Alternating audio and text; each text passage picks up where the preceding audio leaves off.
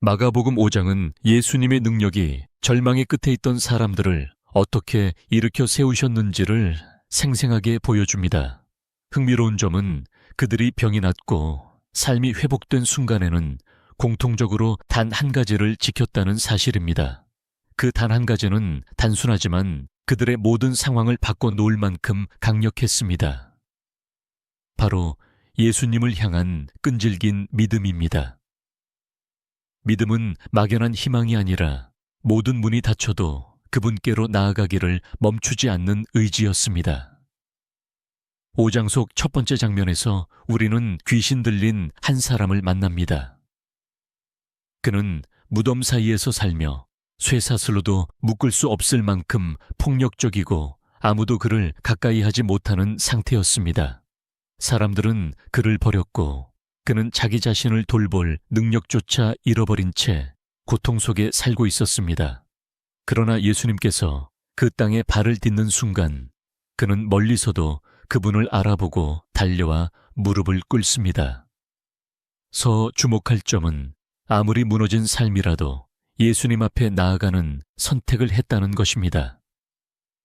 그 한 걸음이 그를 묶고 있던 모든 사슬을 끊는 시작이 되었습니다.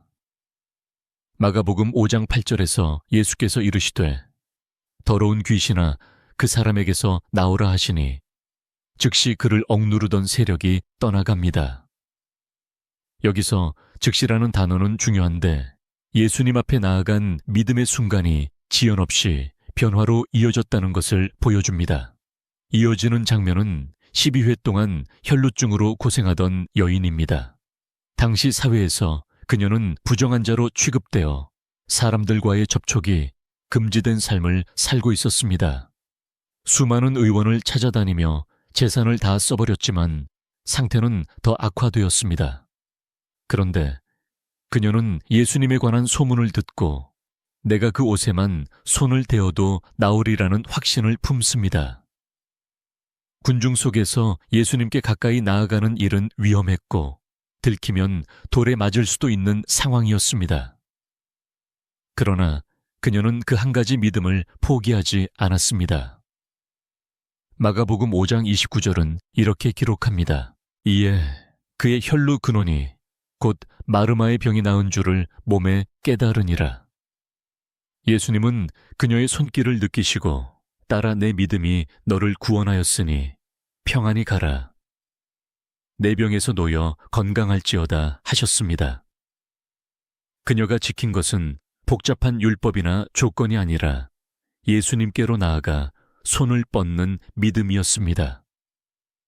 마지막으로 회당장 야이로의 이야기가 이어집니다. 그의 딸이 죽어가는 상황에서 그는 예수님께 와서 간절히 요청합니다. 그런데 도중에 딸이 죽었다는 소식이 들려옵니다. 이때 예수님은 그에게 두려워하지 말고 믿기만 하라고 말씀하십니다. 죽음 앞에서도 믿음을 놓지 않는 것이 바로 그 한 가지였습니다. 결국 야이로의 집에 도착하신 예수님은 소녀의 손을 잡고 달리다음이라 말씀하시며 그녀를 일으키셨습니다. 제 이야기 모두 절망적인 환경 인간적으로 해결 불가능한 상황 속에서 시작됩니다. 그러나 공통점은 병이 낫고 삶이 회복된 사람들은 포기하지 않고 예수님께 나아갔다는 것입니다. 믿음은 기다림의 시간이 길어도 다른 방법이 실패해도 주변의 시선이 비난과 조롱으로 가득해도 그분을 향한 발걸음을 멈추지 않는 힘이었습니다. 그리고 예수님은 그런 믿음을 귀하게 보시고 응답하셨습니다. 우리도 삶 속에서 질병 상실 깊은 상처를 마주할 수 있습니다. 그때 우리가 선택해야 할 것은 복잡한 계산이나 다른 우회로가 아니라 단순하고 순전한 예수님께 나아감입니다. 이 한 가지가 삶을 바꾸는 문을 여는 열쇠가 됩니다. 다음은 믿음이 어떻게 절망을 넘어서는 용기로 변하는지에 대해 이야기 나누겠습니다. 마가복음 5장의 사건들 가운데서도 믿음이 어떻게 절망 속에서 용기로 변하는지를 가장 강하게 보여주는 장면 중 하나가 바로 회당장 야이로의 이야기입니다. 그는 당시 유대 사회에서 존경받는 인물이었고 회당에서 율법을 가르치며 종교적 권위를 가지고 있었습니다. 하지만 그의 가정에 닥친 위기는 그 어떤 사회적 지위나 종교적 지식으로도 해결할 수 없는 것이었습니다. 사랑하는 딸이 병들어 죽음 직전에 놓인 상황. 모든 아버지라면 느낄 그 무력감과 절박함이 그를 예수님 앞으로 이끌었습니다. 야이로가 예수님께 나아갔을 때 그는 사람들 앞에서 면이나 자존심을 지키려 하지 않았습니다. 마가복음 5장 22절은 이렇게 말합니다.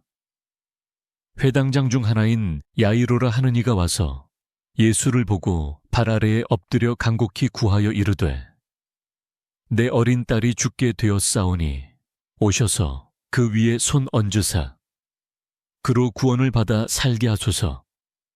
하근을 여기서 발 아래에 엎드리어라는 표현은 단순한 예절이 아니라 모든 것을 내려놓고 전적으로 그분께 의지하는 태도를 드러냅니다. 그는 이미 자신의 능력과 방법으로는 해결할 수 없다는 것을 인정했고 그 순간 그를 붙든 것은 오직 예수님이 살리실 수 있다는 믿음뿐이었습니다. 예수님은 그의 간청에 응답하셨고 야이로와 함께 집으로 향하셨습니다. 그러나 가는 도중에 혈루증 여인의 사건이 일어나면서 시간이 지체됩니다. 이때 야이로의 마음은 얼마나 조급했을까요? 그 순간 집에서 사람들이 와서 당신 딸이 죽었습니다. 선생님을 더 괴롭게 하지 마십시오라고 전합니다. 이 소식은 마치 모든 희망을 끊어버리는 칼날과도 같았을 것입니다. 그러나 예수님은 곧바로 야이로를 바라보며 말씀하십니다. 두려워하지 말고 믿기만 하라. 마가복음 5장 36절. 이 짧은 한 문장은 절망 속에서 믿음을 지키는 핵심이 무엇인지를 보여줍니다. 믿음은 상황이 좋아질 때까지 유지하는 감정이 아니라 상황이 완전히 무너져도 놓지 않는 확신입니다. 이때 필요한 것은 문제의 크기를 계산하는 이성이 아니라 말씀하신 분의 신실하심을 끝까지 붙드는 마음입니다. 야이로는 이 말씀 앞에서 선택을 해야 했습니다. 사람들의 말과 현실의 냉혹함을 따를 것인지 아니면 예수님의 말씀을 붙잡을 것인지 말입니다. 그리고 그는 예수님과 함께 걷는 길을 택했습니다. 그 선택은 곧 기적의 문을 열었습니다. 집에 도착하니 사람들은 이미 곡을 하며 울고 있었습니다. 예수님은 그들에게 아이의 죽은 것이 아니라 잔다고 말씀하시지만 사람들은 비웃었습니다. 이는 믿음의 길을 가는 사람 앞에 반드시 존재하는 시험입니다. 주변의 시선 조롱 그리고 불신의 소리가 믿음을 흔듭니다. 그러나 예수님은 모든 사람을 밖으로 내보내고 아이의 부모와 제자 몇 명만 데리고 아이가 있는 곳으로 들어가십니다. 그리고 소녀의 손을 잡고 달리다. 즉 소녀야 내가 내게 말하노니 일어나라 하시니 아이가 즉시 일어나 걸었습니다. 절망은 끝이 아니었습니다. 믿음을 지킨 순간 예수님의 능력이 죽음의 경계를 넘어 생명을 회복시켰습니다. 야이로가 보여준 믿음의 용기는 단순히 기적을 얻기 위한 조건이 아니었습니다. 그것은 절망 앞에서도 예수님의 말씀을 의지하는 결단이었습니다. 오늘날 우리도 인생의 여러 지점에서 이제 끝났다고 느끼는 순간을 만납니다. 인간적으로 가능성이 전혀 보이지 않는 상황. 모든 해결책이 막힌 듯한 현실 속에서 믿음은 선택의 문제로 우리 앞에 서게 됩니다. 그때 우리가 할 일은 단 하나 두려워하지 말고 믿기만 하라는 주님의 음성을 붙잡는 것입니다. 이 믿음은 현실을 무시하거나 외면하는 것이 아닙니다. 오히려 현실의 무게를 인정하면서도 그 위에 하나님의 권능이 더 크다는 것을 신뢰하는 것입니다. 야이로는 사람들의 시선과 조롱을 넘어 예수님이 끝까지 걸어가시는 그 길을 함께 걸었습니다. 그 결과 그는 죽음에서 돌아온 딸을 품에 안는 기쁨을 누렸습니다. 우리의 믿음이 바로 이런 길을 열 수 있습니다. 다음은 혈루증 여인이 보여준 믿음의 손길이 어떻게 절망을 돌파했는지에 대해 이야기 나누겠습니다. 마가복음 5장에서 등장하는 혈루증 여인의 이야기는 믿음이 얼마나 치열한 선택과 용기를 요구하는지를 잘 보여줍니다. 그녀는 무려 12회 동안 혈루증이라는 병을 앓고 있었습니다. 당시 유대 사회에서 피를 흘리는 여인은 부정한 자로 규정되었기 때문에 사람들과의 접촉이 금지되었고 종교 활동에도 참여할 수 없었습니다. 단순히 병으로만 고통받은 것이 아니라 사회적 고립과 외로움, 그리고 경제적 파탄까지 겪었습니다. 성경은 그녀가 수많은 의원에게 찾아갔지만 아무 소용이 없었고 오히려 병이 더 심해졌다고 기록합니다. 모든 재산이 다 사라지고 주변의 시선은 차가웠으며 그녀 스스로도 삶의 의미를 잃어버릴 지경이었습니다. 그러나 바로 그때 예수님에 대한 소문이 그녀의 귀에 들려옵니다. 병자를 고치시고 귀신을 쫓아내시며 말 못하는 자를 말하게 하시는 그분에 대한 이야기가 마음에 불을 붙였습니다. 그녀 안에 혹시 나도 나을 수 있지 않을까 하는 작은 불씨가 피어올랐습니다. 그런데 그 믿음이 현실이 되기 위해서는 반드시 넘어야 할 큰 벽이 있었습니다. 첫째, 사람들의 시선과 사회적 규범입니다. 군중 속에 섞여 예수님께 다가가는 순간 그녀의 부정함이 드러나면 율법에 따라 돌에 맞아 죽을 수도 있었습니다. 둘째, 자신의 두려움과 절망감입니다. 오랜 병은 몸뿐만 아니라 마음까지 무너뜨려 나는 어차피 안 된다는 체념을 심어놓습니다. 셋째, 실제로 예수님께 다가갈 수 있는 물리적 장애입니다. 이미 예수님 주위에는 많은 사람들이 몰려들어 있었고 병든 몸으로 그 인파를 뚫고 나아간다는 것은 쉽지 않았습니다. 그러나 그녀는 마음속으로 단 한 가지를 붙들었습니다. 내가 그분의 옷에만 손을 대어도 나을 것이다. 여기서 주목해야 할 것은 그녀가 예수님의 옷을 붙잡는 것을 목표로 삼았다는 점입니다. 그것은 단순한 접촉이 아니라 예수님의 권능이 흐른다는 확신에서 나온 행동이었습니다. 믿음은 때로 이렇게 단순하고 구체적입니다. 먼 미래의 추상적인 기대가 아니라 지금 당장 그분께 닿겠다는 결심입니다. 마침내 그녀는 군중 속에 몸을 숨기고 조금씩 앞으로 나아갔습니다. 숨이 차고 심장이 두근거리며 사람들의 어깨와 팔에 부딪히면서도 멈추지 않았습니다. 그리고 결국 예수님의 옷자락에 손을 댄 순간 성경은 그의 혈루 근원이 곧 마르마의 병이 나은 줄을 몸에 깨달았다고 기록합니다. 마가복음 5장 29절. 놀라운 것은 예수님께서 즉시 멈추시고 누가 내 옷에 손을 대었느냐라고 물으신 장면입니다. 제자들은 이렇게 많은 사람이 밀치는데 어떻게 그런 질문을 하시냐고 했지만 예수님은 권능이 자기에게서 나간 줄 아셨습니다. 여기서 예수님은 단순히 기적을 베푸는 분이 아니라 믿음으로 다가오는 한 영혼과 인격적으로 관계하시는 분임을 알 수 있습니다. 그분은 기적을 자동적으로 일으키지 않으셨습니다. 믿음을 보시고 그 믿음을 인정하시고 그 믿음을 세우셨습니다. 여인은 떨며 나와서 모든 사실을 고백합니다. 자신이 어떤 병을 앓았고 어떻게 예수님께 나아와 손을 댔는지, 그리고 즉시 나음을 입은 것을 숨김없이 이야기합니다. 그때 예수님은 그녀에게 이렇게 말씀하십니다. 딸아, 내 믿음이 너를 구원하였다. 평안히 가라. 내 병에서 놓여 건강할지어다. 여기서 딸아라는 호칭은 무려 12회 동안 사회에서 버림받았던 그녀에게 주어진 가장 따뜻한 회복의 말씀이었습니다. 단순히 병이 나은 것이 아니라 하나님 나라의 사랑받는 자녀로 회복된 것입니다.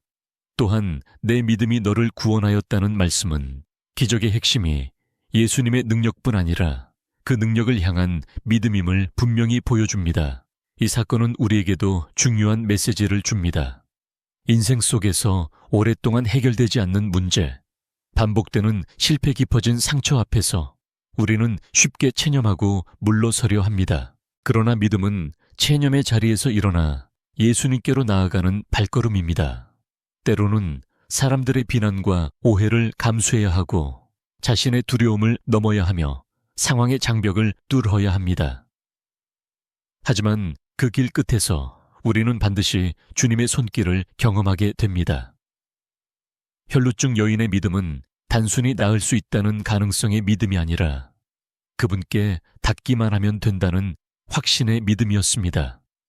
오늘 우리도 그 믿음을 품을 수 있다면 어떤 절망의 자리에서도 길이 열릴 것입니다.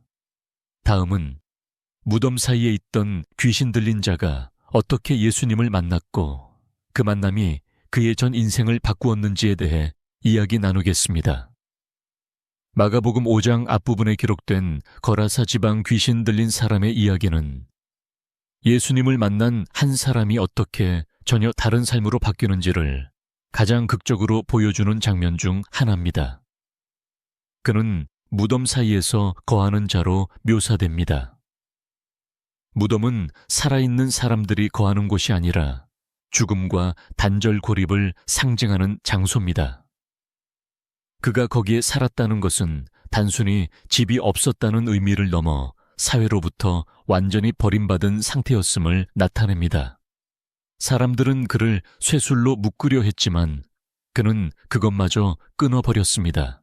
이는 그의 힘이 비정상적으로 강했다는 뜻이지만 동시에 아무도 그를 통제할 수 없고 그는 스스로도 자기 삶을 다스릴 수 없는 완전한 무질서 속에 있었다는 것을 보여줍니다.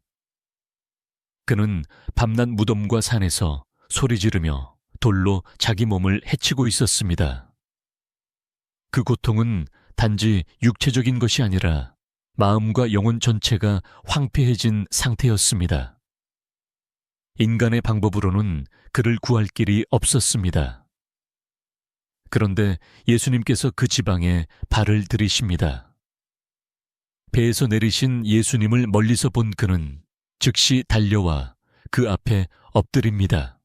여기서 중요한 것은 귀신이 들린 상태에서도 그는 예수님이 누구신지를 알아보았다는 사실입니다. 마가복음 5장 7절에 기록되기를 지극히 높으신 하나님의 아들 예수여, 나와 당신이 무슨 상관이 있나이까라 하며 큰 소리로 외쳤다고 합니다. 영적 세계에서는 예수님의 권세가 절대적이라는 것을 귀신들조차 알고 있었습니다. 예수님은 그 사람 속에 있던 더러운 귀신에게 그 사람에게서 나오라 명령하셨습니다. 그때 귀신은 자기 이름이 군대라고 밝힙니다. 이는 한 사람 안에 수많은 귀신이 들어있었다는 뜻입니다. 군대라는 표현은 조직적이고 강력한 악의 세력을 나타내는데 인간이 결코 상대할 수 없는 규모의 영적 억압이 한 사람을 완전히 장악하고 있었던 것입니다. 예수님은 그 군대를 쫓아내시는데 그 귀신들이 근처에 있던 큰 돼지에게 들어가게 해달라고 간청하자 허락하십니다. 그 순간 약 2,000마리의 돼지대가 바다를 향해 달려가 몰살하게 됩니다. 이 장면은 예수님의 권세가 악한 영의 수와 힘에 아무런 제약을 받지 않는다는 것을 분명히 보여줍니다. 사람들은 이 광경을 보고 두려움에 사로잡혔습니다. 그런데 가장 놀라운 변화는 귀신이 떠나간 사람에게서 나타났습니다. 성경은 그가 옷을 입고 정신이 온전하여 앉아 있었다고 기록합니다. 마가복음 5장 15절, 이 짧은 묘사는 그의 삶의 모든 영역이 회복되었음을 보여줍니다. 그동안 옷조차 입지 못하던 수치심이 가려졌고 방황하며 떠돌던 발걸음이 멈추었으며 혼란과 파괴 속에 있던 정신이 제자리를 찾았습니다. 무엇보다도 그는 예수님 곁에 머물고자 했습니다. 그는 예수님께 나도 당신과 함께 가게 하소서라고 간청했습니다. 그러나 예수님은 그에게 다른 사명을 주십니다. 내 집으로 돌아가 주께서 내게 어떻게 큰 일을 행하사 너를 불쌍히 여기신 것을 알리라고 하십니다.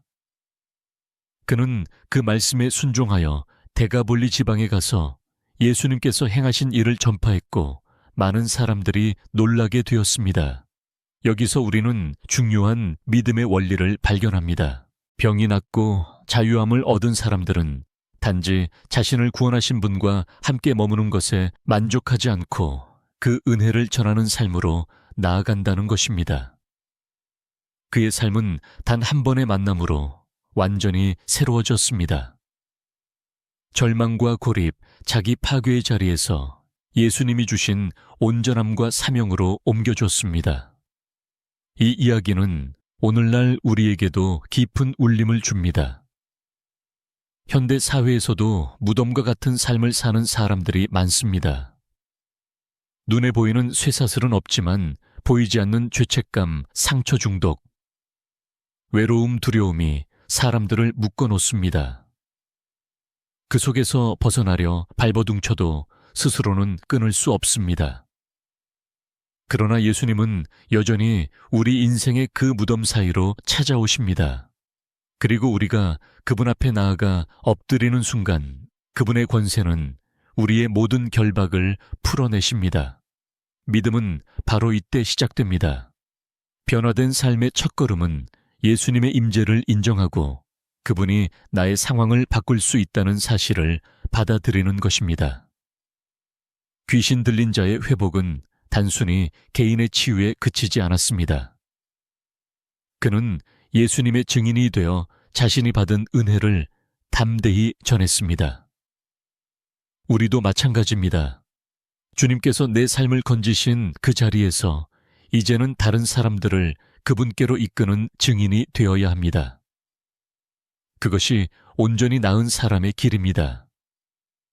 다음은 이렇게 예수님께서 하신 3가지 기적이 왜 모두 믿음이라는 공통된 열쇠로 연결되는지, 그리고 그 믿음이 구체적으로 어떤 힘을 발휘하는지에 대해 이야기 나누겠습니다.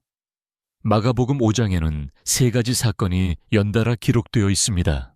무덤 사이에 거하던 귀신 들린 자의 해방, 12회 동안 혈루증으로 고통받던 여인의 치유, 그리고 회당장 야이로의 죽은 딸이 살아나는 기적입니다. 이 3 이야기는 배경도 문제의 성격도 당사자의 사회적 위치도 모두 다릅니다. 그러나 깊이 들여다보면 하나의 굵은 줄기가 흐르고 있습니다. 바로 믿음입니다. 예수님께 나아간 이들은 환경이나 조건이 허락했기 때문이 아니라 모든 장애와 두려움을 뚫고 그분께 나아갔습니다. 이 믿음은 추상적이거나 막연한 바람이 아니라 행동으로 나타났습니다.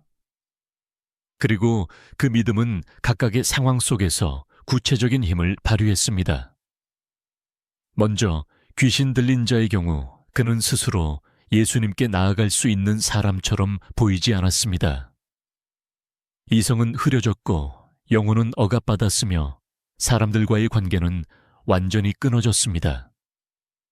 그러나 예수님이 그의 땅에 발을 디디신 순간 그는 멀리서 그분을 보고 달려와 무릎을 꿇었습니다. 이 행동은 믿음의 시작이었습니다.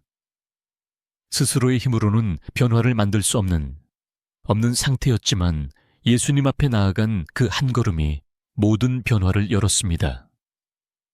믿음은 바로 이렇게 시작됩니다. 상황이 갖추어져야만 하는 것이 아니라 있는 그대로의 상태에서 예수님 앞에 나아가는 것입니다. 혈루증 여인은 조금 다른 모습을 보여줍니다. 그녀에게 믿음은 목표를 정한 끈질긴 집착과 같았습니다. 그분의 옷에만 손을 대어도 나으리라는 확신이 있었기에 군중 속에서 위험을 무릅쓰고 나아갔습니다. 이 믿음은 수동적으로 기다리는 것이 아니라 적극적으로 예수님께 든 방해를 뚫는 힘이었습니다. 그리고 그 순간 그녀는 즉시 나음을 얻었고 예수님은 내 믿음이 너를 구원하였다고 말씀하셨습니다. 믿음이란 단순한 감정적 동의가 아니라 구체적인 행동과 선택으로 이어지는 내면의 힘입니다. 야이로의 이야기는 믿음이 절망을 이기는 지속성이라는 것을 보여줍니다.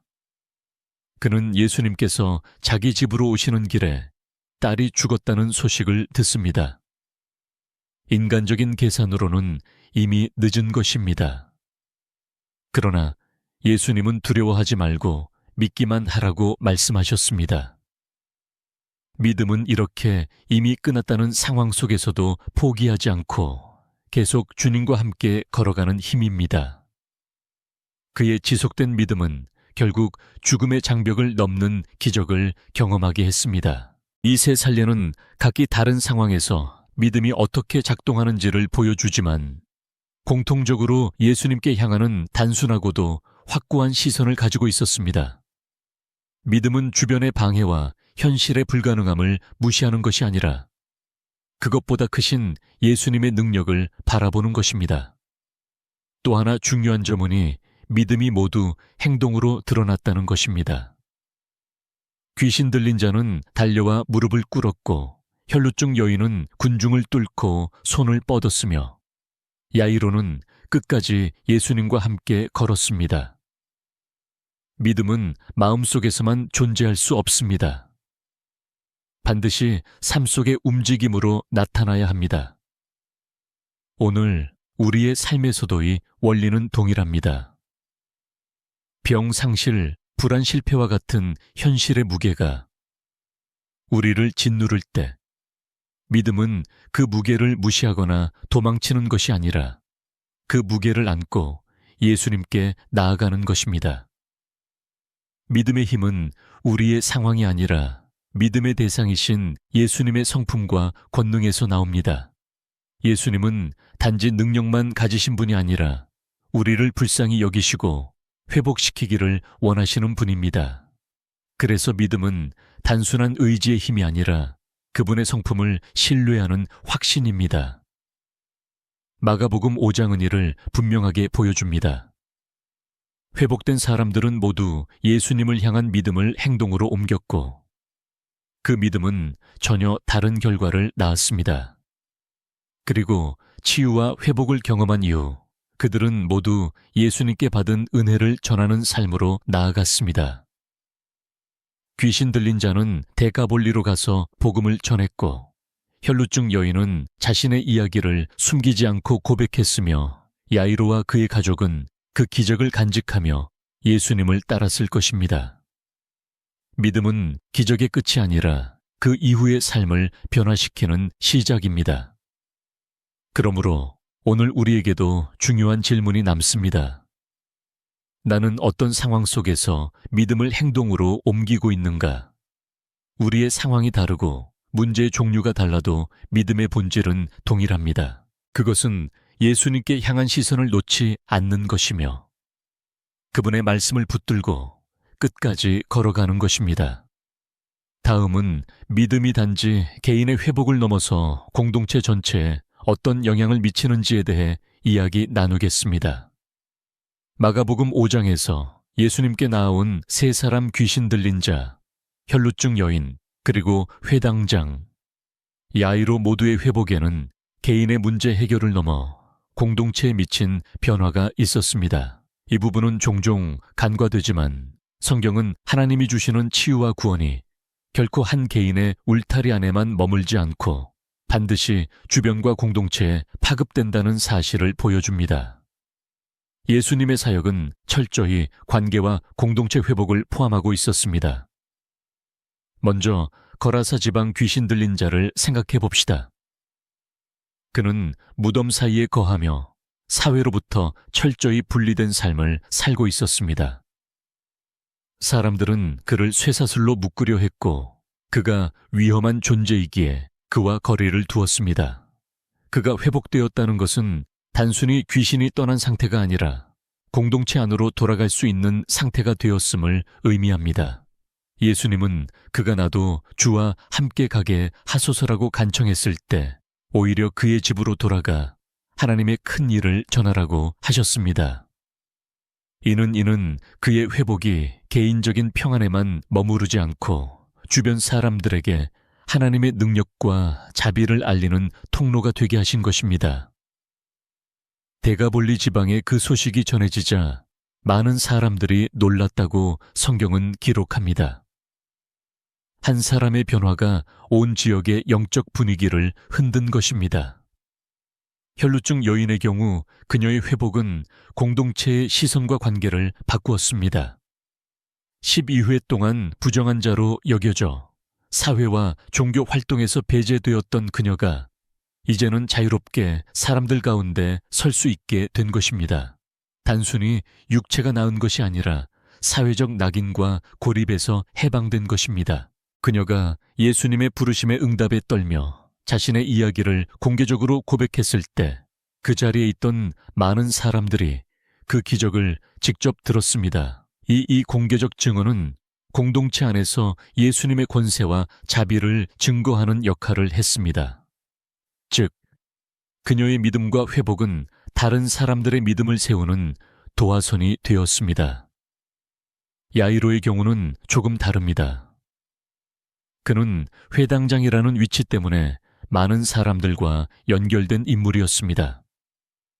그의 딸이 죽었다가 살아난 사건은 그의 가정뿐 아니라 그를 알고 있던 모든 이들에게 충격과 소망을 안겨 주었을 것입니다. 회당장 집에 모였던 울음과 곡성은 한순간에 놀라움과 기쁨으로 바뀌었습니다. 예수님의 사역은 이렇게 개인의 절망을 공동체의 기쁨으로 전환시켰습니다. 여기서 주목할 점은 세 사람 모두 믿음을 통해 얻은 회복이 공동체 안에서 하나님의 영광을 드러내는 도구가 되었다는 것입니다. 믿음은 결코 은밀하게만 작동하지 않습니다. 은밀한 믿음이 기적을 이루더라도 하나님은 그것을 통해 공동체를 세우고 더 많은 사람들이 그분께 나아오도록 하십니다.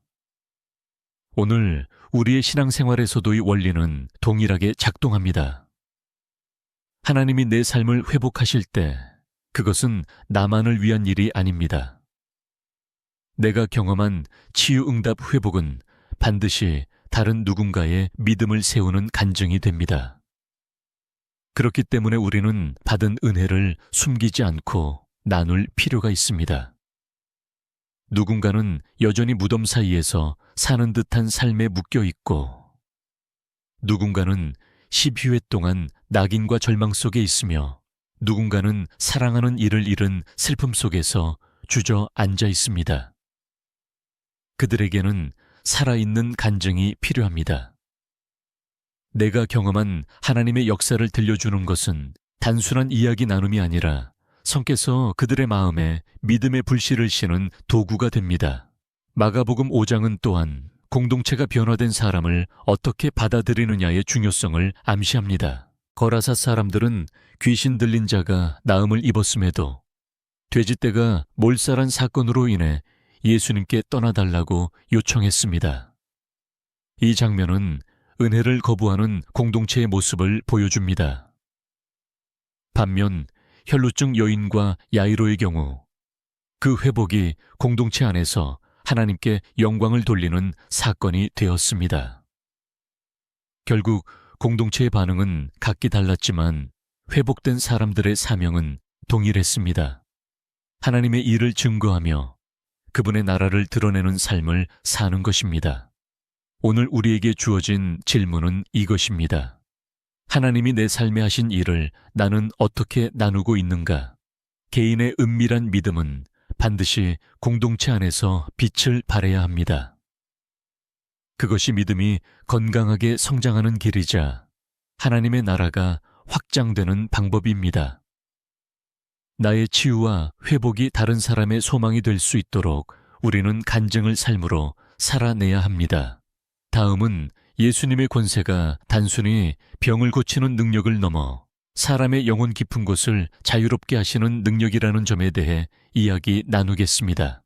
마가복음 5장의 사건들은 표면적으로는 육체적인 병의 치유, 귀신의 축출, 죽은 자의 회생이라는 놀라운 이적들로 보이지만 그 이면에는 예수님께서 사람의 영혼 깊은 곳을 자유하게 하시는 사역이 중심에 있음을 알 수 있습니다. 예수님의 능력은 단순히 외형적인 회복에 그치지 않고 사람의 내면을 얽매고 있던 두려움, 죄책감, 수치심, 그리고 영적 억압에서 완전히 풀어주시는 권세였습니다. 이것이 바로 복음서에서 예수님이 행하신 기적들의 공통적인 본질입니다. 거라사 귀신 들린 자를 다시 살펴봅시다. 그는 무덤 사이에 살았고 쇠사슬로도 묶을 수 없을 만큼 폭력적이었습니다. 그러나 그 실상은 자유를 잃은 포로의 삶이었습니다.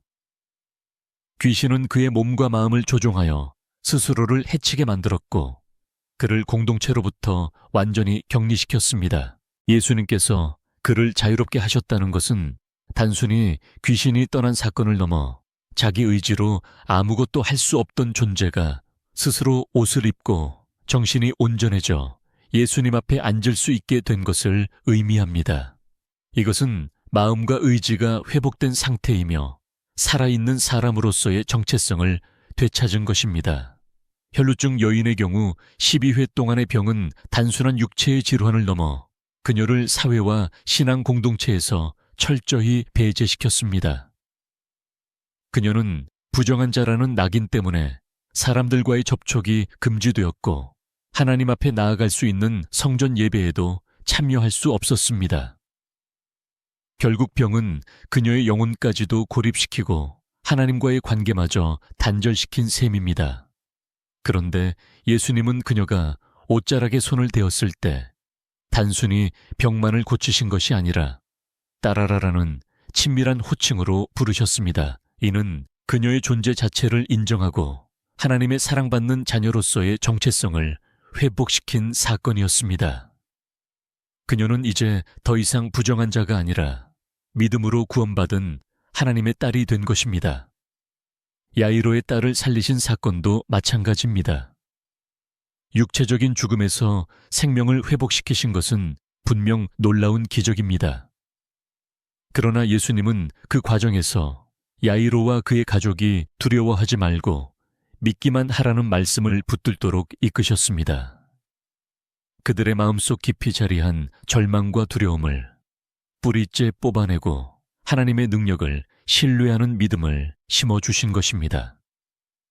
단순히 딸이 살아난 것이 아니라 그들의 영혼 깊은 곳에서 하나님을 향한 신뢰가 새롭게 세워진 것입니다. 이 세 권에서 예수님의 권세는 육체 사회적 관계 영혼이라는 인간 삶의 전 영역에 미칩니다. 예수님은 사람을 단순히 건강한 몸으로 돌려놓는 데서 멈추지 않으시고 마음과 영혼 삶 전체를 새롭게 하십니다. 이것이 바로 복음의 온전한 회복입니다. 오늘 우리의 삶에서도 이 원리는 동일합니다. 우리는 겉으로 보기에 멀쩡해도 마음 깊은 곳에는 여전히 풀리지 않는 매임이 있을 수 있습니다. 과거의 상처 반복되는 실패, 죄책감, 두려움, 사람들의 시선에 대한 예민한 반응, 혹은 하나님 앞에 나아가지 못하게 만드는 자기 부정감 등이 그것입니다. 이 모든 것은 영적인 쇠슬과 같아서 스스로의 힘으로는 끊기 어렵습니다. 그러나 예수님은 지금도 우리의 영혼 깊은 곳까지 손을 뻗으셔서 자유케 하십니다. 그분은 단순한 위로자가 아니라 실제로 묶임을 끊고 새로운 삶을 시작하게 하시는 분입니다. 그렇기 때문에 믿음은 단순히 병이 낫기를 바라는 수준을 넘어 내 마음과 영혼이 그분 안에서 완전히 자유롭게 되기를 구하는 것입니다. 마가복음 5장의 사람들은 모두 육체적인 문제를 가지고 예수님께 나아왔지만 결과적으로 그들이 경험한 것은 영혼의 자유였습니다. 귀신 들린 자는 온전한 정신을 되찾아 증인이 되었고 혈루증 여인은 하나님의 딸로 인정받았으며 야이로의 가정은 죽음의 공포 속에서 믿음의 평안을 누리게 되었습니다. 이것이야말로 예수님께서 주시는 진정한 구원입니다. 우리의 기도 제목이 육체적 필요나 환경의 변화에만 머무른다면 하나님께서 주시고자 하는 더 크고 깊은 회복을 놓칠 수 있습니다. 예수님은 몸과 마음 그리고 영혼을 동시에 만지십니다. 그렇기에 우리는 그분 앞에 나아갈 때 삶의 한 부분이 아니라 전 존재를 내어 들려야 합니다. 예수님의 권세는 전인적입니다. 몸을 고치실 뿐 아니라 마음을 치유하시고 영혼을 새롭게 하십니다. 이것이 마가복음 5장이 우리에게 주는 확신입니다. 다음은 이렇게 영혼이 자유함을 얻은 사람들이 이후에 어떻게 살아가야 하는지, 믿음의 길 위에서 어떤 방향을 잡아야 하는지에 대해 이야기 나누겠습니다. 마가복음 5장에서 예수님을 만나 회복된 세 사람의 이야기를 따라가다 보면 그들의 변화는 단순히 그 순간에 머물지 않았음을 알게 됩니다. 진정한 믿음은 기적이 일어난 순간에 끝나는 것이 아니라 그 이후에 삶의 방향과 태도로 증명됩니다. 예수님은 병을 고치고 귀신을 내쫓고 죽은 자를 살리신 뒤 그들을 단순히 일상으로 돌려보내지 않으셨습니다. 신 그들이 새로운 삶을 살도록 사명을 주시고 믿음의 길 위에서 나아갈 방향을 분명하게 알려주셨습니다. 먼저 거라사 지방에 귀신 들린 자를 보겠습니다. 그는 예수님께서 자신을 고쳐주신 후 나도 당신과 함께 가게 하소서라고 간청했습니다. 인간적으로 보면 그 요청은 자연스럽고도 이해되는 것입니다. 자신을 구해주신 분과 함께 있고 싶은 마음, 그리고 다시는 옛날의 무덤과 광야로 돌아가고 싶지 않은 마음이었을 것입니다. 하지만 예수님은 그에게 뜻밖의 말씀을 하셨습니다. 내 집으로 돌아가 주께서 내게 어떻게 큰 일을 하사 너를 불쌍히 여기신 것을 알리라. 예수님은 그를 제자 무리에 합류시키는 대신 그의 삶의 자리로 돌려보내셨습니다. 이는 그가 받은 은혜를 삶의 현장에서 나누도록 하신 것입니다. 거라사 사람들은 돼지떼가 몰살한 사건으로 인해 두려워하며 예수님께 떠나달라고 요청했지만 그 안에서도 한 사람의 간증은 빛을 발했습니다. 그는 데가볼리 지방에서 예수님의 행하신 일을 전했고 많은 사람들이 놀랐습니다. 즉, 회복 이후의 삶은 받은 은혜를 숨기지 않고 드러내는 증인의 삶이어야 한다는 것입니다. 혈루증 여인의 경우 예수님은 단순히 내 병이 나왔다라고만 말씀하시지 않고 그녀를 따라라라고 부르셨습니다. 이 호칭에는 새로운 정체성이 담겨 있습니다. 그녀는 더 이상 12회 지회 동안 부정한 자로 격리된 여인이 아니라 하나님의 가족에 속한 존귀한 존재가 된 것입니다. 예수님은 평안히 가라. 내 병에서 놓여 건강할지어다 라고 말씀하시므로 단지 육체적 치유가 아니라 삶 전체를 새로운 평안으로 인도하셨습니다. 그녀가 받으니 평안은 일시적인 감정이 아니라 앞으로의 삶을 지탱하는 영적 토대가 되어야 했습니다. 이제 그녀는 자신을 규정하던 과거의 수치와 단절을 넘어 믿음으로 살아가는 삶을 걸어가야 했습니다. 야이로와 그의 가족도 마찬가지입니다.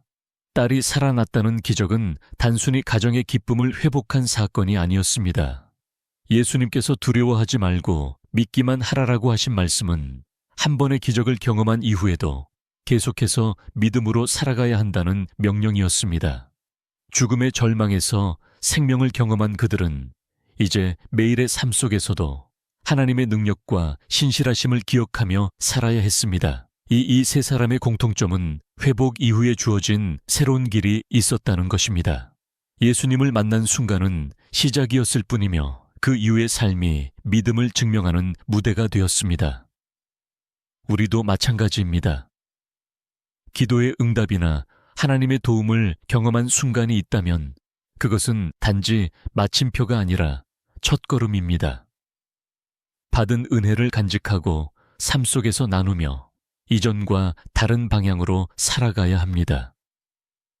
믿음의 길 위에서 방향을 잡는다는 것은 두 가지를 포함합니다.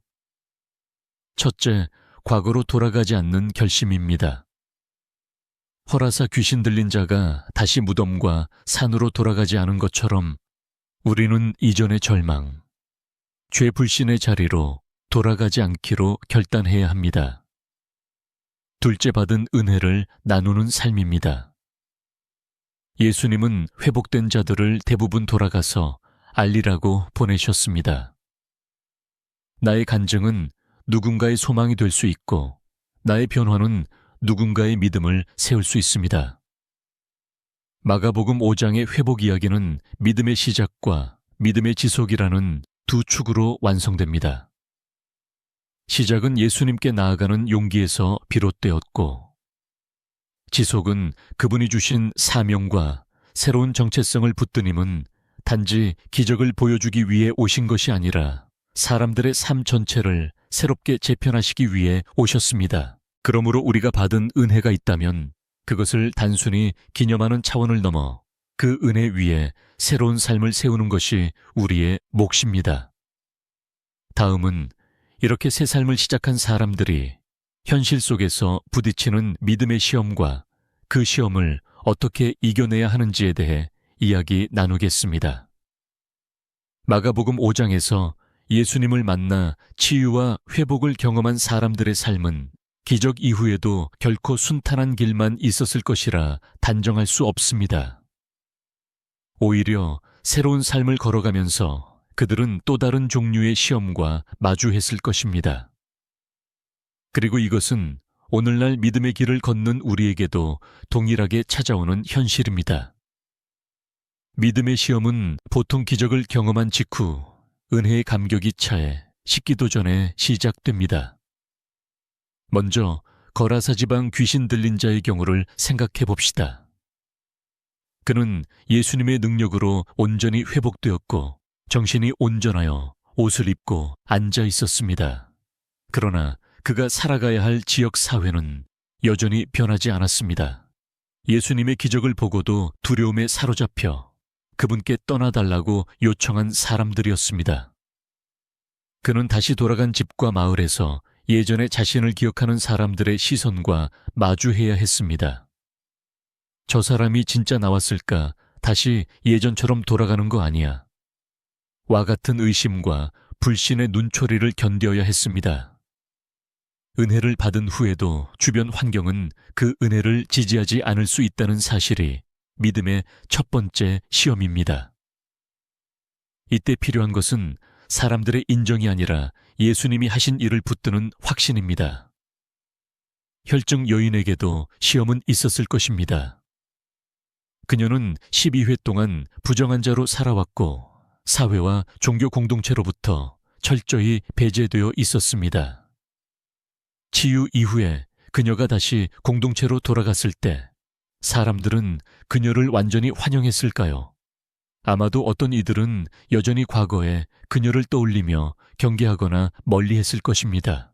뿐만 아니라 병이 재발하지 않을까 하는 두려움이 그녀 마음속에 찾아왔을 수 있습니다. 오랜 질병은 단순히 몸만이 아니라 마음과 생각까지 사로잡습니다. 새로운 삶을 시작했음에도 불구하고 과거의 기억과 불안이 계속해서 믿음을 흔드는 경우가 많습니다. 그녀에게 필요한 것은 예수님이 내 믿음이 너를 구원하였다는 말씀을 계속 마음에 새기며 믿음을 현재형으로 유지하는 것이었습니다. 야이로와 그의 가족 역시 마찬가지입니다. 딸이 살아나는 기적을 경험했지만 그 사건이 끝난 후에도 현실의 삶은 계속됩니다.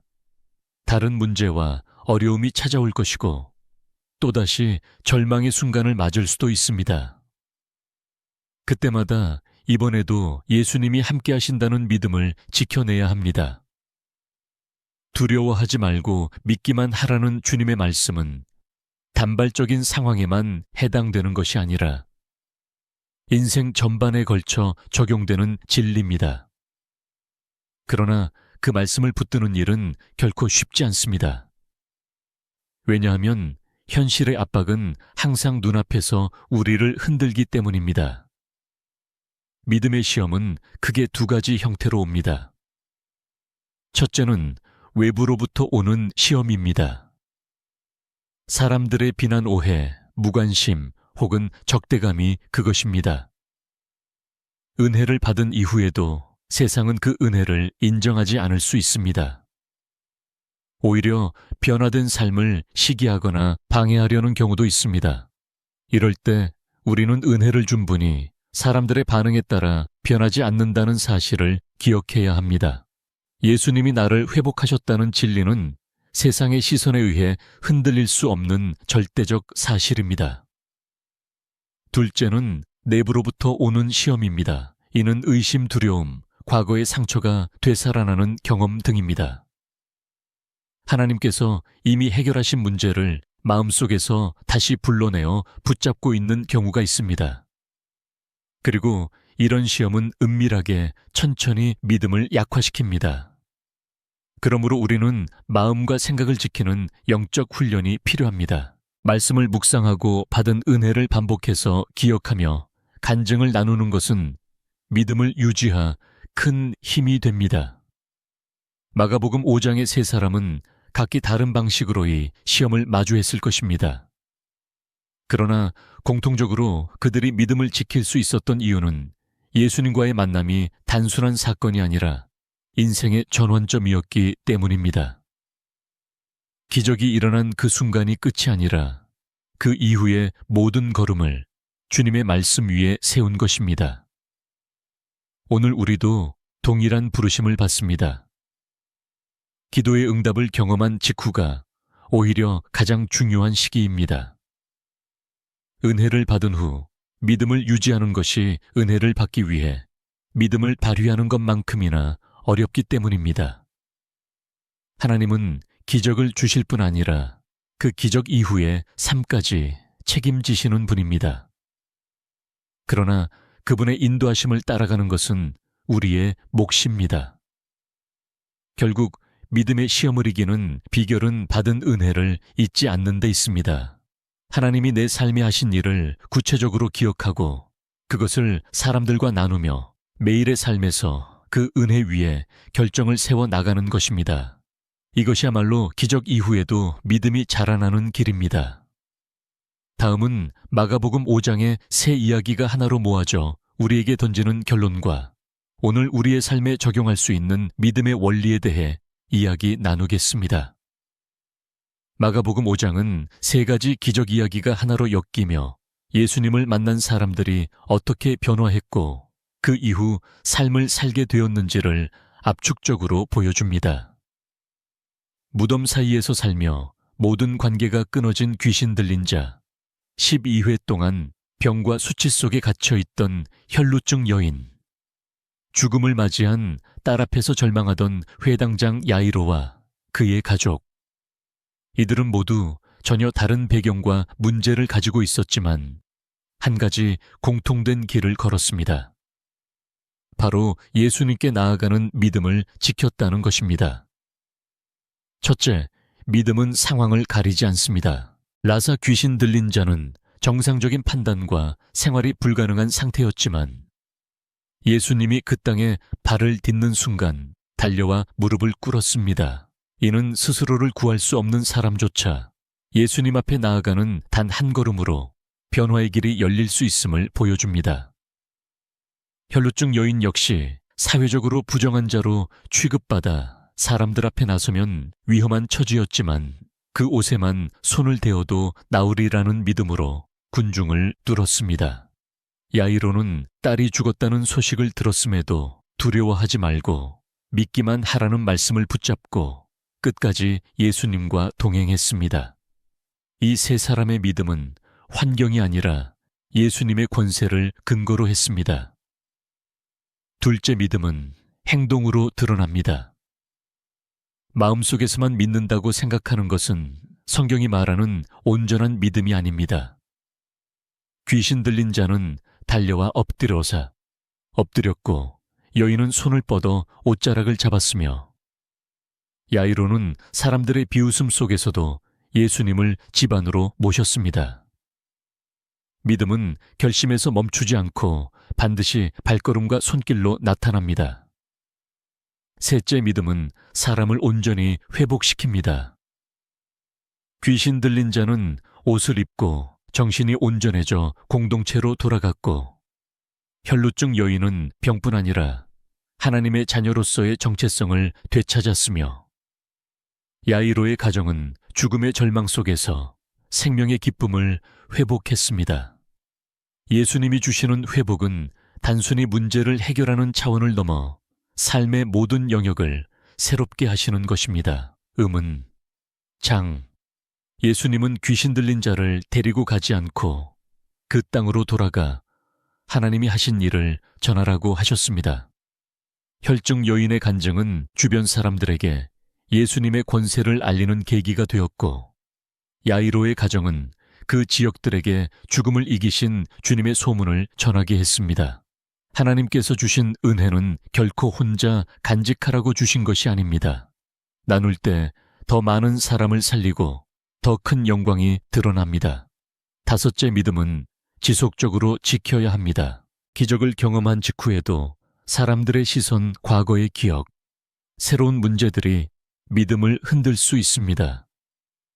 라사 귀신 들린 자는 여전히 자신을 의심하는 사람들 속에서 살아가야 했고, 혈루증 여인은 다시 병이 재발할지 모른다는 불안과 싸워야 했으며, 야이로와 그의 가족은 또 다른 위기 속에서도 믿기만 하라는 말씀을 붙잡아야 했습니다.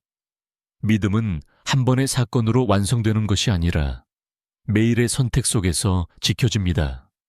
마가복음 5장은 이렇게 세 인물의 이야기를 통해 믿음의 전 과정을 보여줍니다. 절망 속에서 믿음을 시작하는 순간, 그 믿음을 행동으로 옮기는 과정, 예수님을 통해 삶이 온전히 회복되는 은혜 회복 이후에 공동체로 나아가 간증하는 사명, 그리고 다시 찾아오는 시험 속에서 믿음을 지켜내는 지속성까지. 이것은 단순한 옛 이야기나 누군가의 특별한 경험이 아닙니다. 오늘을 사는 우리 모두에게 적용되는 믿음의 여정입니다.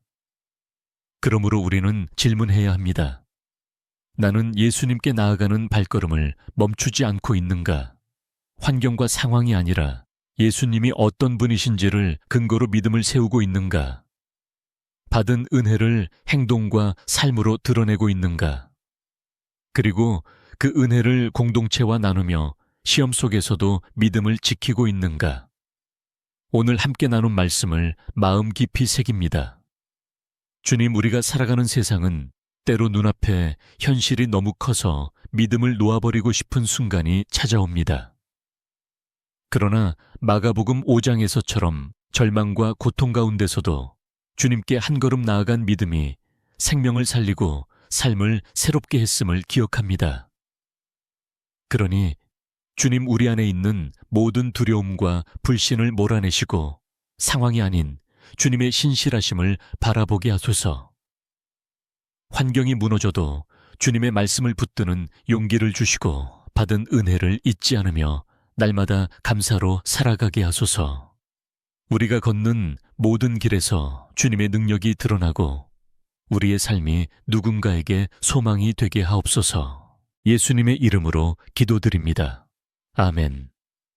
여러분도 이 믿음을 붙들고 살아가길 원하신다면 좋아요를 눌러주시고 댓글에 아멘이라고 남겨주세요. 하나님의 평안과 회복의 은혜가 여러분의 삶 위에 충만하기를 축복합니다. 마가복음 5장은 예수님의 능력이 절망의 끝에 있던 사람들을 어떻게 일으켜 세우셨는지를 생생하게 보여줍니다. 흥미로운 점은 그들이 병이 낫고 삶이 회복된 순간에는 공통적으로 단 한 가지를 지켰다는 사실입니다. 그 단 한 가지는 단순하지만 그들의 모든 상황을 바꿔놓을 만큼 강력했습니다. 바로 예수님을 향한 끈질긴 믿음입니다. 믿음은 막연한 희망이 아니라 모든 문이 닫혀도 그분께로 나아가기를 멈추지 않는 의지였습니다. 5장 속 첫 번째 장면에서 우리는 귀신 들린 한 사람을 만납니다. 그는 무덤 사이에서 살며 쇠사슬로도 묶을 수 없을 만큼 폭력적이고 아무도 그를 가까이 하지 못하는 상태였습니다. 사람들은 그를 버렸고 그는 자기 자신을 돌볼 능력조차 잃어버린 채 고통 속에 살고 있었습니다. 그러나 예수님께서 그 땅에 발을 딛는 순간 그는 멀리서도 그분을 알아보고 달려와 무릎을 꿇습니다. 여기서 주목할 점은 아무리 무너진 삶이라도 예수님 앞에 나아가는 선택을 했다는 것입니다. 그 한 걸음이 그를 묶고 있던 모든 사슬을 끊는 시작이 되었습니다.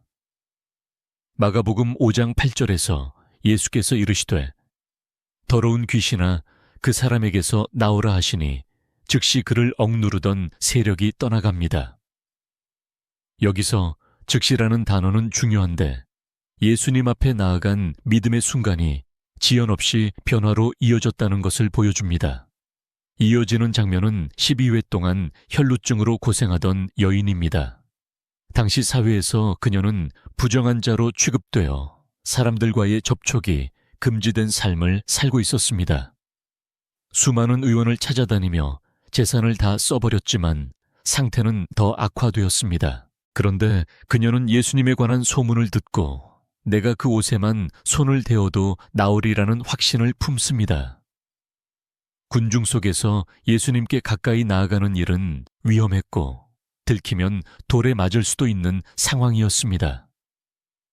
그러나 그녀는 그 한 가지 믿음을 포기하지 않았습니다. 마가복음 5장 29절은 이렇게 기록합니다. 이에 그의 혈루 근원이 곧 마르마의 병이 나은 줄을 몸에 깨달으니라.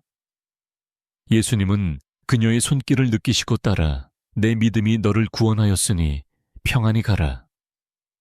내 병에서 놓여 건강할지어다 하셨습니다. 그녀가 지킨 것은 복잡한 율법이나 조건이 아니라 예수님께로 나아가 손을 뻗는 믿음이었습니다.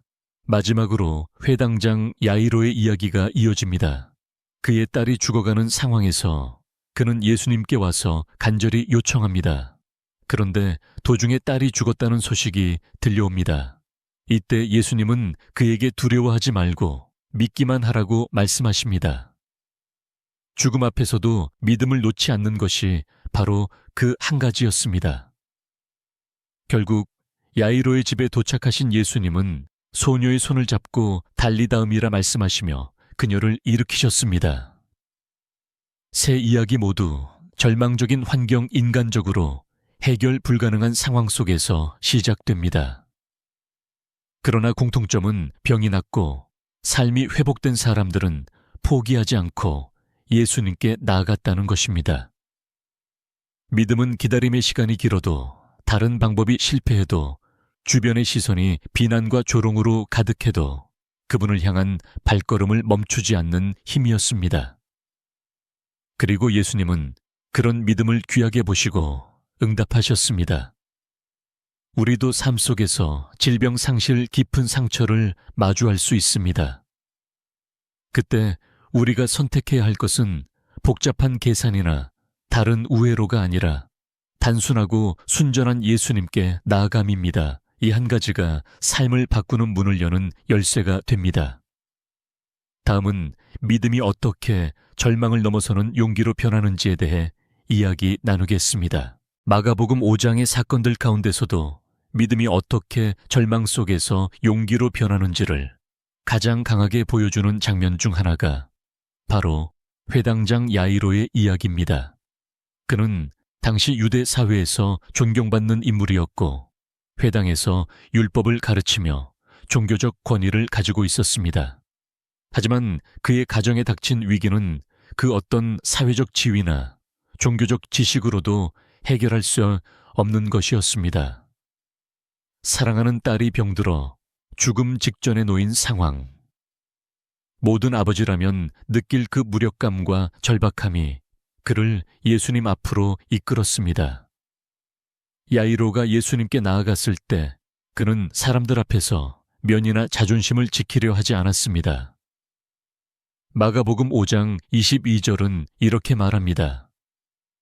회당장 중 하나인 야이로라 하는 이가 와서 예수를 보고 발 아래에 엎드려 간곡히 구하여 이르되 내 어린 딸이 죽게 되었사오니 오셔서 그 위에 손 얹으삭으로 구원을 받아 살게 하소서 하거늘. 여기서 발 아래 엎드려라는 표현은 단순한 예절이 아니라 모든 것을 내려놓고 전적으로 그분께 의지하는 태도를 드러냅니다. 그는 이미 자신의 능력과 방법으로는 해결할 수 없다는 것을 인정했고 그 순간 그를 붙든 것은 오직 예수님이 살리실 수 있다는 믿음뿐이었습니다. 예수님은 그의 간청에 응답하셨고 야이로와 함께 집으로 향하셨습니다.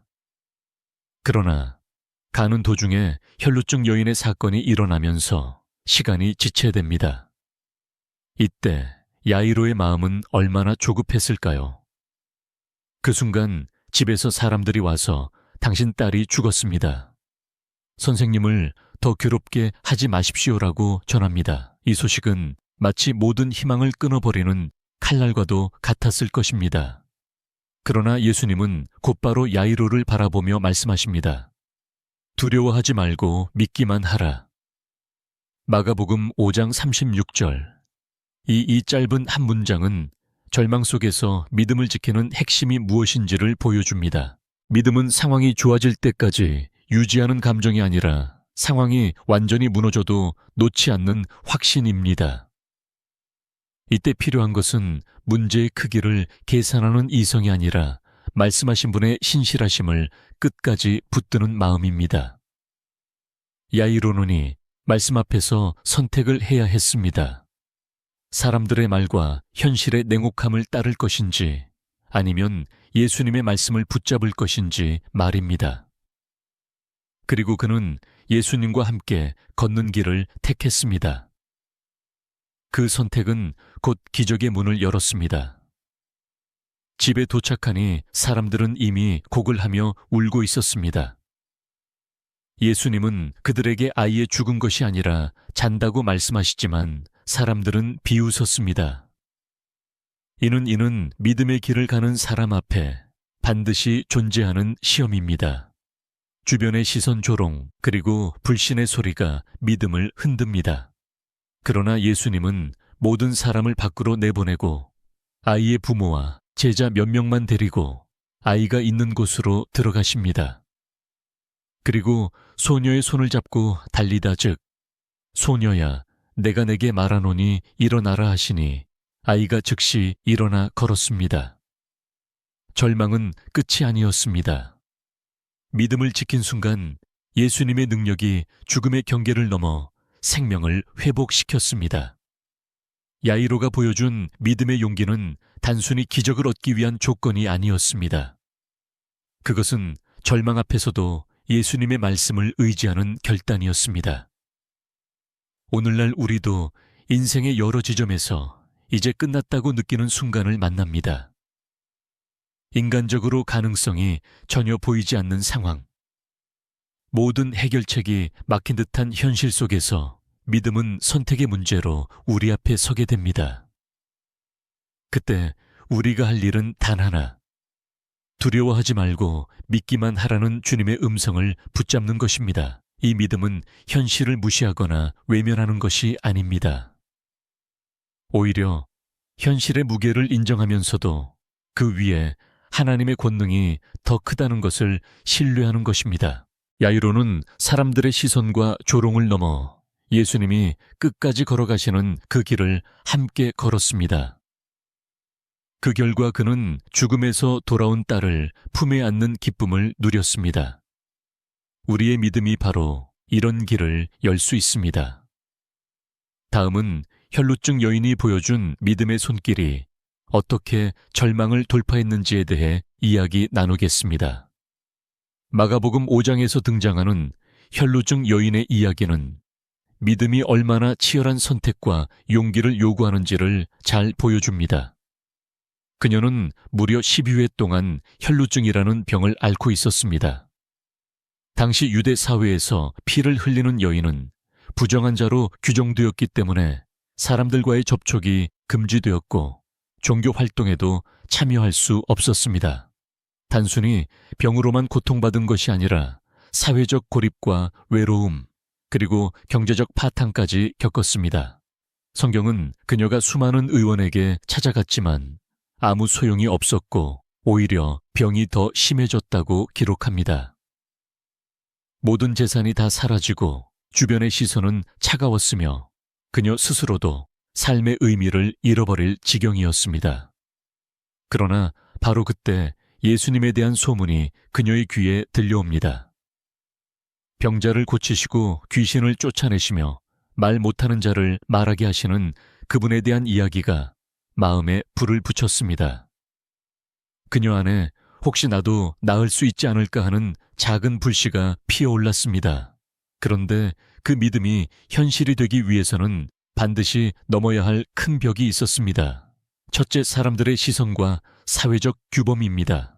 군중 속에 섞여 예수님께 다가가는 순간 그녀의 부정함이 드러나면 율법에 따라 돌에 맞아 죽을 수도 있었습니다. 둘째, 자신의 두려움과 절망감입니다. 오랜 병은 몸뿐만 아니라 마음까지 무너뜨려 나는 어차피 안 된다는 체념을 심어놓습니다. 셋째, 실제로 예수님께 다가갈 수 있는 물리적 장애입니다. 이미 예수님 주위에는 많은 사람들이 몰려들어 있었고 병든 몸으로 그 인파를 뚫고 나아간다는 것은 쉽지 않았습니다. 그러나 그녀는 마음속으로 단 한 가지를 붙들었습니다. 내가 그분의 옷에만 손을 대어도 나을 것이다. 여기서 주목해야 할 것은 그녀가 예수님의 옷을 붙잡는 것을 목표로 삼았다는 점입니다. 그것은 단순한 접촉이 아니라 예수님의 권능이 흐른다는 확신에서 나온 행동이었습니다. 믿음은 때때로 이렇게 단순하고 구체적입니다. 먼 미래의 추상적인 기대가 아니라 지금 당장 그분께 닿겠다는 결심입니다. 마침내 그녀는 군중 속에 몸을 숨기고 조금씩 앞으로 나아갔습니다. 숨이 차고 심장이 두근거리며 사람들의 어깨와 팔에 부딪히면서도 멈추지 않았습니다. 그리고 결국 예수님의 옷자락에 손을 댄 순간 성경은 그의 혈로 근원이 곧 마르마의 병이 나은 줄을 몸에 깨달았다고 기록합니다. 마가복음 5장 29절. 놀라운 것은 예수님께서 즉시 멈추시고 누가 내 옷에 손을 대었느냐라고 물으신 장면입니다. 제자들은 이렇게 많은 사람이 밀치는데 어떻게 그런 질문을 하시냐고 했지만 예수님은 권능이 자기에게서 나간 줄 아셨습니다. 여기서 예수님은 단순히 기적을 베푸는 분이 아니라 믿음으로 다가오는 한 영혼과 인격적으로 관계하시는 분임을 알 수 있습니다. 그분은 기적을 자동적으로 일으키지 않으셨습니다. 믿음을 보시고 그 믿음을 인정하시고 그 믿음을 세우셨습니다.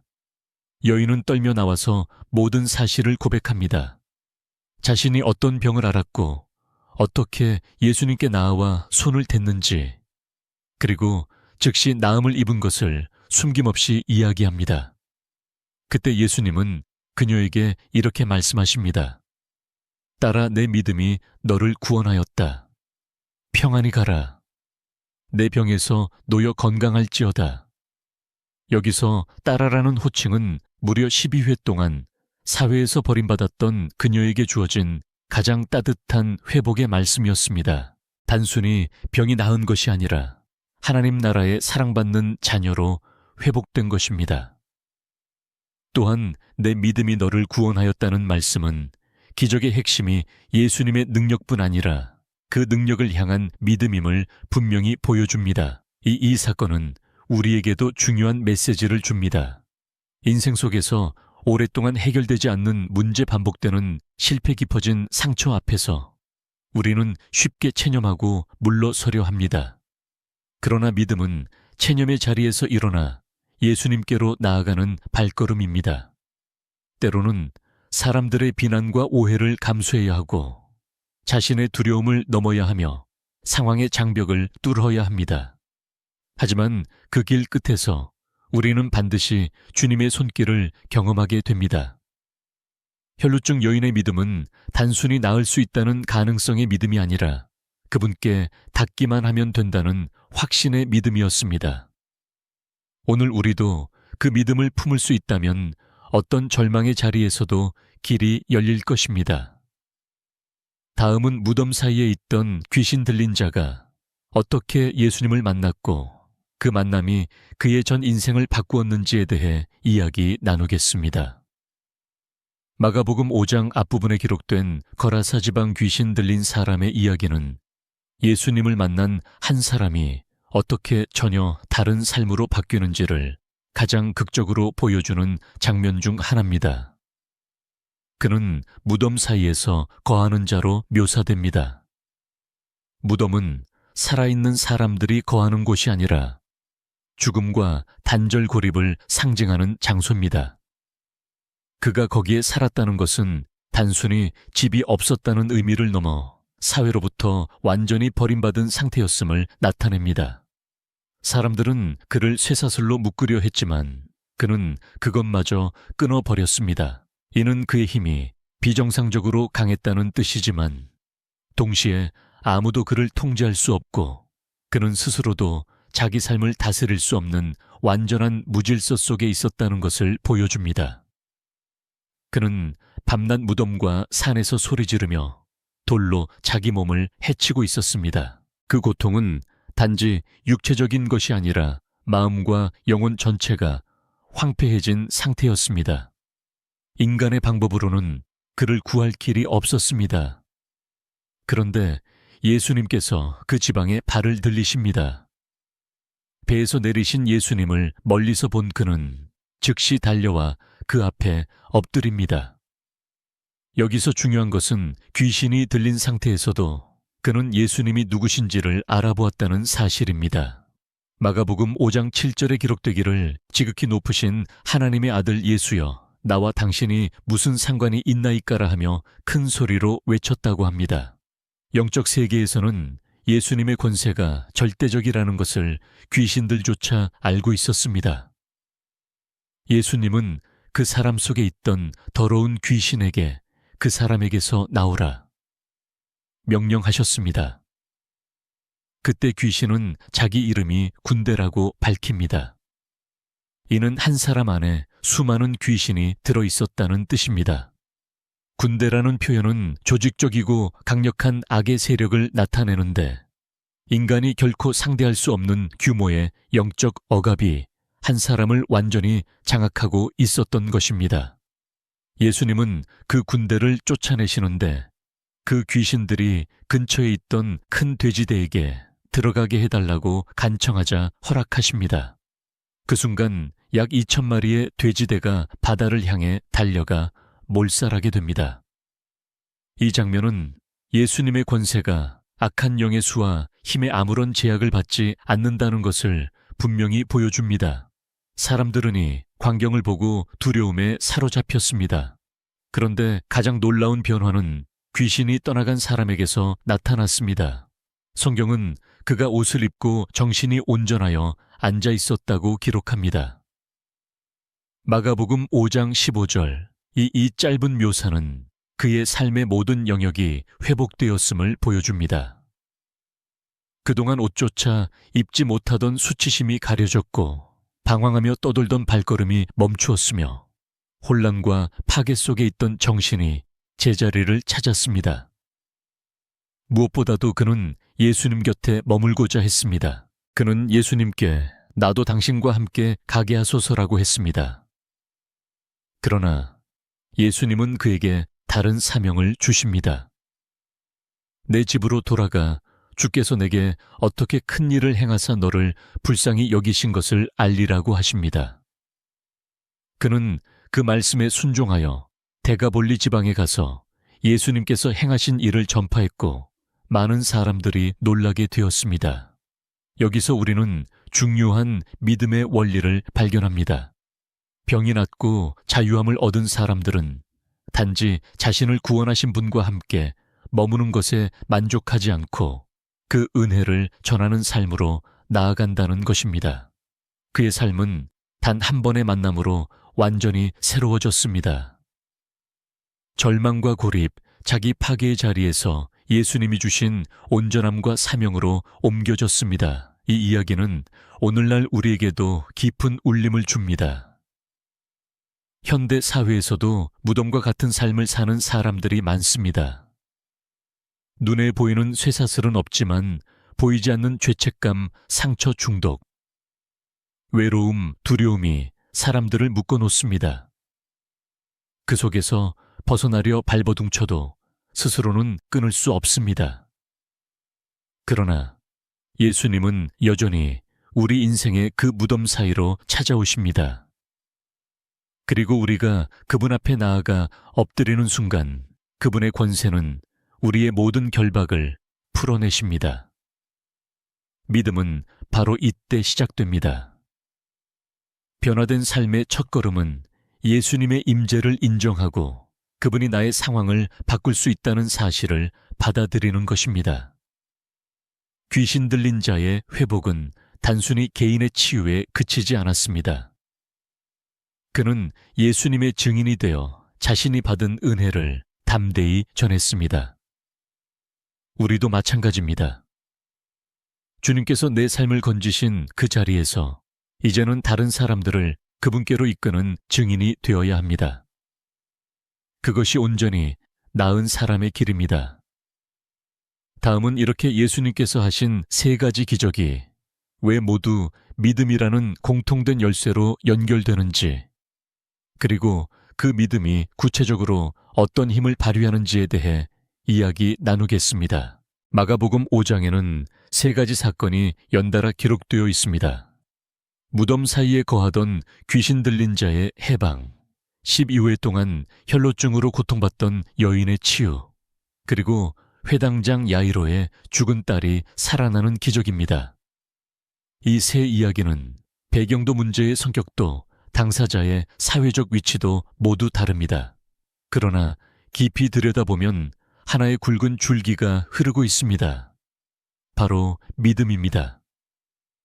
예수님께 나아간 이들은 환경이나 조건이 허락했기 때문이 아니라 모든 장애와 두려움을 뚫고 그분께 나아갔습니다. 이 믿음은 추상적이거나 막연한 바람이 아니라 행동으로 나타났습니다. 그리고 그 믿음은 각각의 상황 속에서 구체적인 힘을 발휘했습니다. 먼저 귀신 들린 자의 경우 그는 스스로 예수님께 나아갈 수 있는 사람처럼 보이지 않았습니다. 이성은 흐려졌고 영혼은 억압받았으며 사람들과의 관계는 완전히 끊어졌습니다. 그러나 예수님이 그의 땅에 발을 뒤신 순간 그는 멀리서 그분을 보고 달려와 무릎을 꿇었습니다. 이 행동은 믿음의 시작이었습니다. 스스로의 힘으로는 변화를 만들 수 없는 상태였지만 예수님 앞에 나아간 그 한 걸음이 모든 변화를 열었습니다. 믿음은 바로 이렇게 시작됩니다. 상황이 갖추어져야만 하는 것이 아니라 있는 그대로의 상태에서 예수님 앞에 나아가는 것입니다. 혈루증 여인은 조금 다른 모습을 보여줍니다.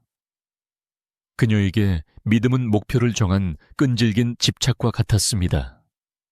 그분의 옷에만 손을 대어도 나으리라는 확신이 있었기에 군중 속에서 위험을 무릅쓰고 나아갔습니다.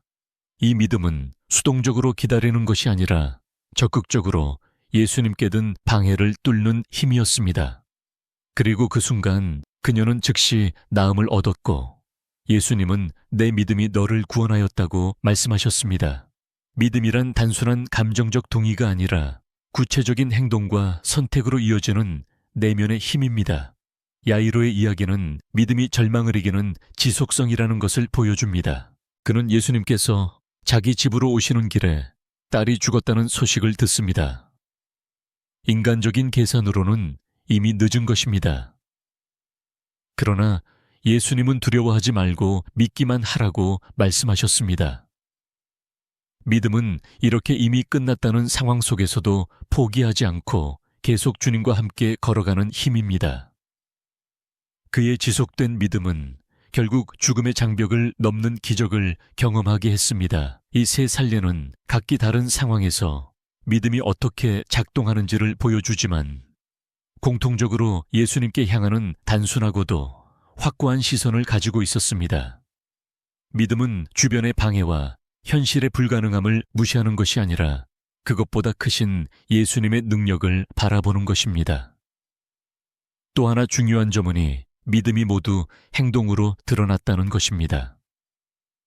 귀신 들린 자는 달려와 무릎을 꿇었고 혈루증 여인은 군중을 뚫고 손을 뻗었으며 야이로는 끝까지 예수님과 함께 걸었습니다. 믿음은 마음속에서만 존재할 수 없습니다. 반드시 삶 속의 움직임으로 나타나야 합니다. 오늘 우리의 삶에서도 이 원리는 동일합니다. 병상실 불안 실패와 같은 현실의 무게가 우리를 짓누를 때 믿음은 그 무게를 무시하거나 도망치는 것이 아니라 그 무게를 안고 예수님께 나아가는 것입니다.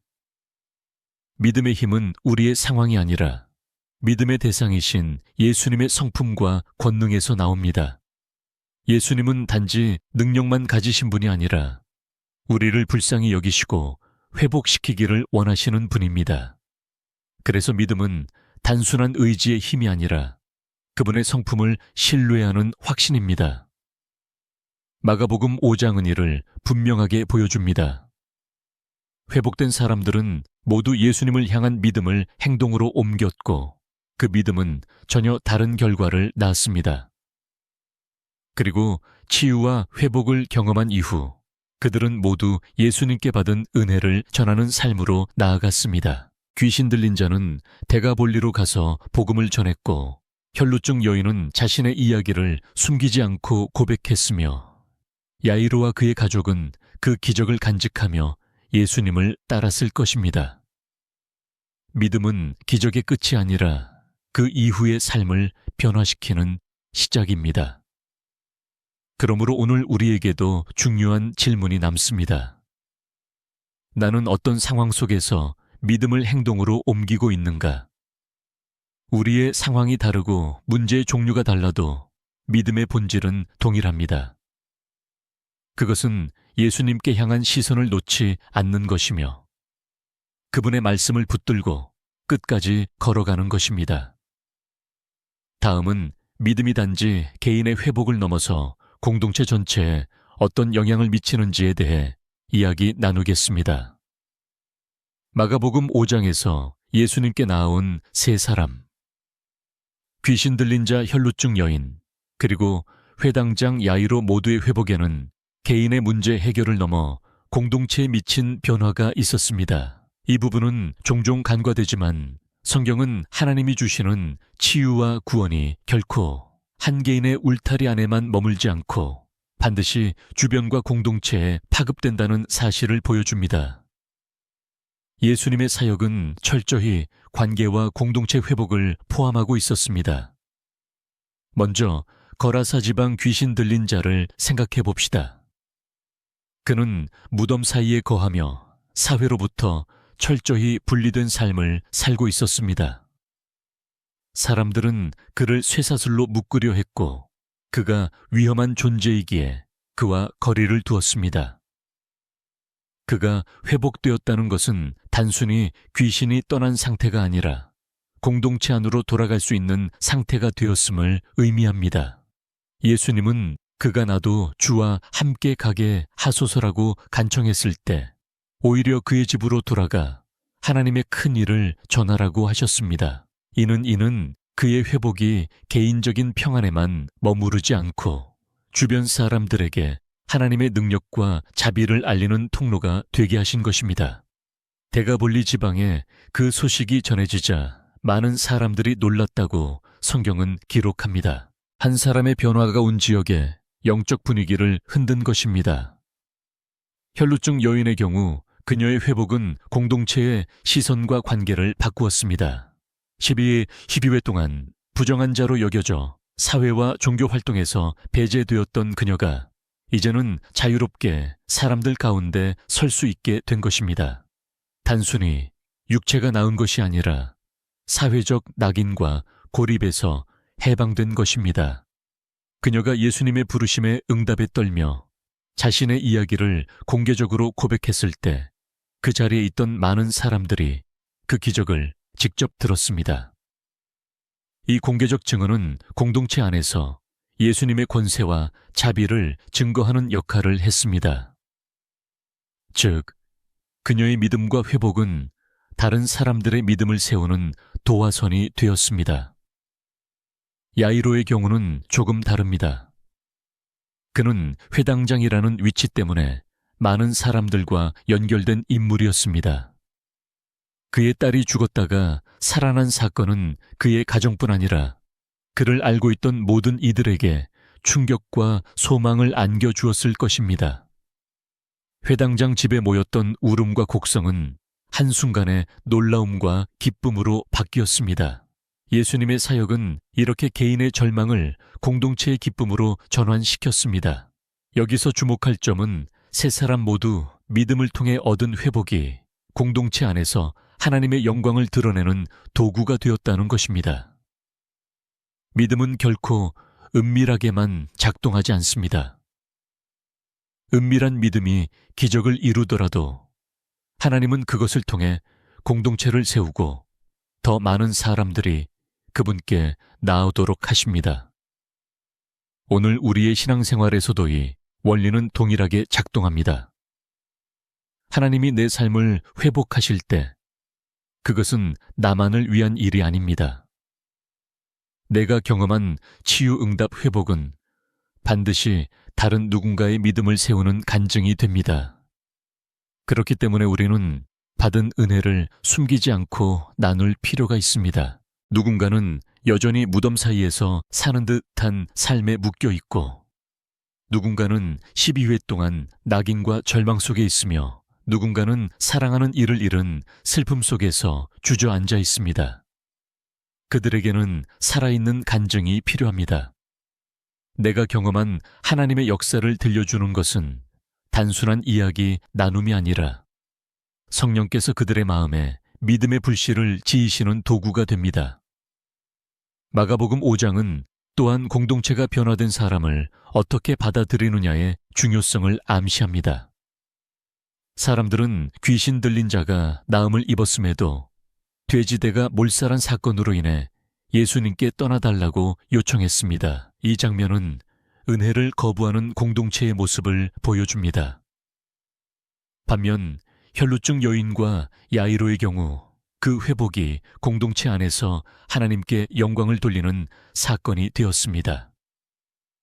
결국 공동체의 반응은 각기 달랐지만 회복된 사람들의 사명은 동일했습니다.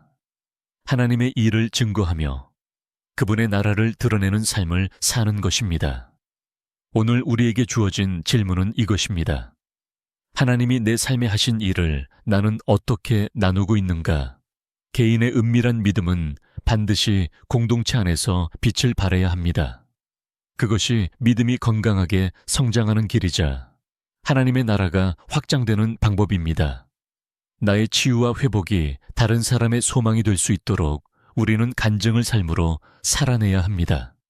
다음은 예수님의 권세가 단순히 병을 고치는 능력을 넘어 사람의 영혼 깊은 곳을 자유롭게 하시는 능력이라는 점에 대해 이야기 나누겠습니다. 마가복음 5장의 사건들은 표면적으로는 육체적인 병의 치유, 귀신의 축출, 죽은 자의 회생이라는 놀라운 이적들로 보이지만 그 이면에는 예수님께서 사람의 영혼 깊은 곳을 자유하게 하시는 사역이 중심에 있음을 알 수 있습니다. 예수님의 능력은 단순히 외형적인 회복에 그치지 않고 사람의 내면을 얽매고 있던 두려움, 죄책감, 수치심, 그리고 영적 억압에서 완전히 풀어주시는 권세였습니다. 이것이 바로 복음서에서 예수님이 행하신 기적들의 공통적인 본질입니다. 거라사 귀신 들린 자를 다시 살펴봅시다. 그는 무덤 사이에 살았고 쇠사슬로도 묶을 수 없을 만큼 폭력적이었습니다. 그러나 그 실상은 자유를 잃은 포로의 삶이었습니다.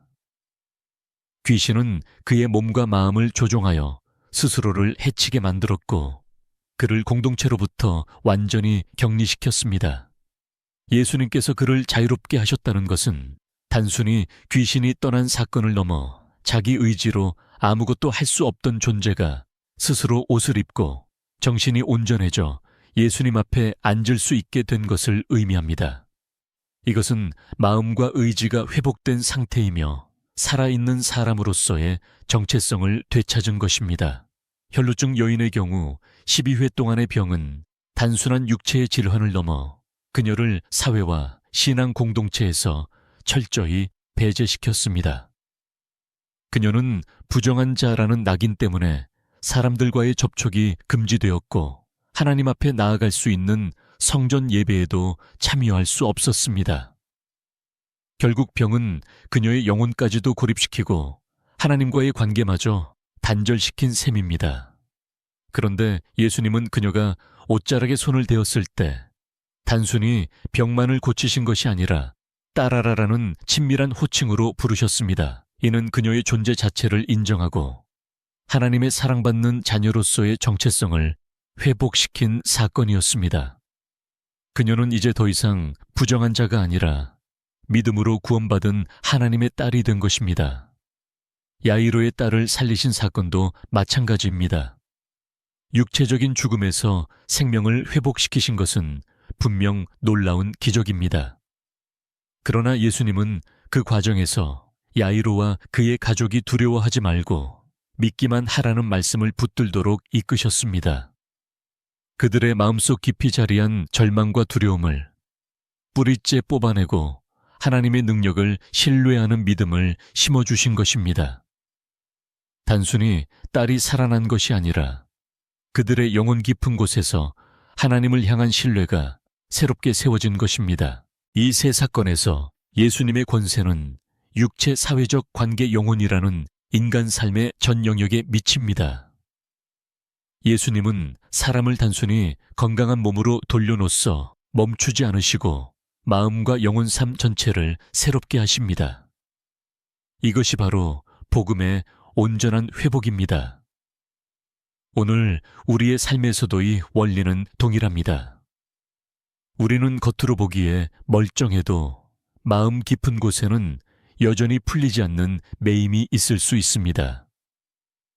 과거의 상처 반복되는 실패 죄책감, 두려움 사람들의 시선에 대한 예민한 반응, 혹은 하나님 앞에 나아가지 못하게 만드는 자기 부정감 등이 그것입니다. 이 모든 것은 영적인 쇠사슬과 같아서 스스로의 힘으로는 끊기 어렵습니다. 그러나 예수님은 지금도 우리의 영혼 깊은 곳까지 손을 뻗으셔서 자유케 하십니다. 그분은 단순한 위로자가 아니라 실제로 묶임을 끊고 새로운 삶을 시작하게 하시는 분입니다. 그렇기 때문에 믿음은 단순히 병이 낫기를 바라는 수준을 넘어 내 마음과 영혼이 그분 안에서 완전히 자유롭게 되기를 구하는 것입니다. 마가복음 5장의 사람들은 모두 육체적인 문제를 가지고 예수님께 나아왔지만 결과적으로 그들이 경험한 것은 영혼의 자유였습니다. 귀신 들린 자는 온전한 정신을 되찾아 증인이 되었고 혈루증 여인은 하나님의 딸로 인정받았으며 야이로의 가정은 죽음의 공포 속에서 믿음의 평안을 누리게 되었습니다. 이것이야말로 예수님께서 주시는 진정한 구원입니다. 우리의 기도 제목이 육체적 필요나 환경의 변화에만 머무른다면 하나님께서 주시고자 하는 더 크고 깊은 회복을 놓칠 수 있습니다. 예수님은 몸과 마음 그리고 영혼을 동시에 만지십니다. 그렇기에 우리는 그분 앞에 나아갈 때 삶의 한 부분이 아니라 전 존재를 내어 들려야 합니다. 예수님의 권세는 전인적입니다. 몸을 고치실 뿐 아니라 마음을 치유하시고 영혼을 새롭게 하십니다. 이것이 마가복음 5장이 우리에게 주는 확신입니다. 다음은 이렇게 영혼이 자유함을 얻은 사람들이 이후에 어떻게 살아가야 하는지, 믿음의 길 위에서 어떤 방향을 잡아야 하는지에 대해 이야기 나누겠습니다. 마가복음 5장에서 예수님을 만나 회복된 세 사람의 이야기를 따라가다 보면 그들의 변화는 단순히 그 순간에 머물지 않았음을 알게 됩니다. 진정한 믿음은 기적이 일어난 순간에 끝나는 것이 아니라 그 이후의 삶의 방향과 태도로 증명됩니다. 예수님은 병을 고치고 귀신을 내쫓고 죽은 자를 살리신 뒤 그들을 단순히 일상으로 돌려보내지 않으셨습니다. 대신 그들이 새로운 삶을 살도록 사명을 주시고 믿음의 길 위에서 나아갈 방향을 분명하게 알려주셨습니다. 먼저 거라사 지방의 귀신 들린 자를 보겠습니다. 그는 예수님께서 자신을 고쳐주신 후 나도 당신과 함께 가게 하소서라고 간청했습니다. 인간적으로 보면 그 요청은 자연스럽고도 이해되는 것입니다. 자신을 구해주신 분과 함께 있고 싶은 마음, 그리고 다시는 옛날의 무덤과 광야로 돌아가고 싶지 않은 마음이었을 것입니다. 하지만 예수님은 그에게 뜻밖의 말씀을 하셨습니다. 내 집으로 돌아가 주께서 내게 어떻게 큰 일을 행하사 너를 불쌍히 여기신 것을 알리라. 예수님은 그를 제자 무리에 합류시키는 대신 그의 삶의 자리로 돌려보내셨습니다. 이는 그가 받은 은혜를 삶의 현장에서 나누도록 하신 것입니다. 거라사 사람들은 돼지대가 몰살한 사건으로 인해 두려워하며 예수님께 떠나달라고 요청했지만 그 안에서도 한 사람의 간증은 빛을 발했습니다. 그는 데가볼리 지방에서 예수님의 행하신 일을 전했고 많은 사람들이 놀랐습니다. 즉, 회복 이후의 삶은 받은 은혜를 숨기지 않고 드러내는 증인의 삶이어야 한다는 것입니다. 혈루증 여인의 경우 예수님은 단순히 내 병이 나았다라고만 말씀하시지 않고 그녀를 따라라라고 부르셨습니다. 이 호칭에는 새로운 정체성이 담겨 있습니다. 그녀는 더 이상 12회 동안 부정한 자로 격리된 여인이 아니라 하나님의 가족에 속한 존귀한 존재가 된 것입니다. 예수님은 평안히 가라, 내 병에서 놓여 건강할지어다 라고 말씀하시므로 단지 육체적 치유가 아니라 삶 전체를 새로운 평안으로 인도하셨습니다. 그녀가 받으니 평안은 일시적인 감정이 아니라 앞으로의 삶을 지탱하는 영적 토대가 되어야 했습니다.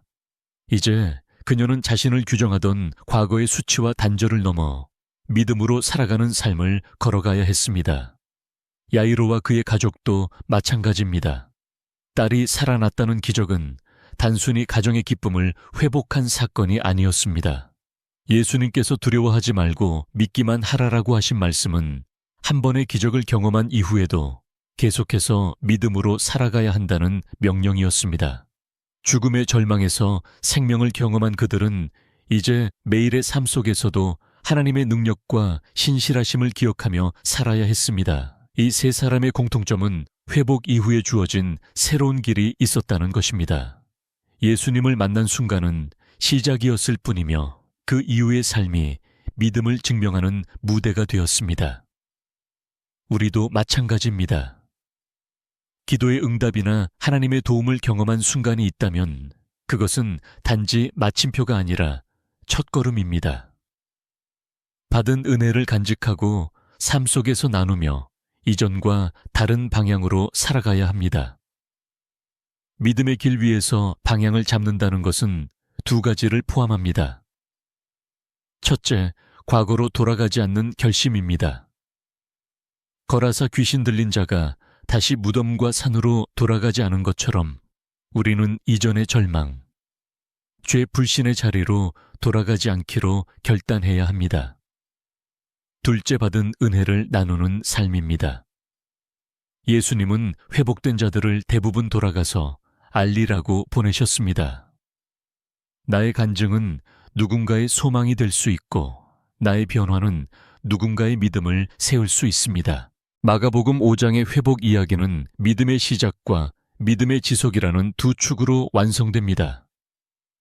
시작은 예수님께 나아가는 용기에서 비롯되었고 지속은 그분이 주신 사명과 새로운 정체성을 붙드는 데서 이루어졌습니다. 예수님은 단지 기적을 보여주기 위해 오신 것이 아니라 사람들의 삶 전체를 새롭게 재편하시기 위해 오셨습니다. 그러므로 우리가 받은 은혜가 있다면 그것을 단순히 기념하는 차원을 넘어 그 은혜 위에 새로운 삶을 세우는 것이 우리의 몫입니다. 다음은 이렇게 새 삶을 시작한 사람들이 현실 속에서 부딪히는 믿음의 시험과 그 시험을 어떻게 이겨내야 하는지에 대해 이야기 나누겠습니다. 마가복음 5장에서 예수님을 만나 치유와 회복을 경험한 사람들의 삶은 기적 이후에도 결코 순탄한 길만 있었을 것이라 단정할 수 없습니다. 오히려 새로운 삶을 걸어가면서 그들은 또 다른 종류의 시험과 마주했을 것입니다. 그리고 이것은 오늘날 믿음의 길을 걷는 우리에게도 동일하게 찾아오는 현실입니다.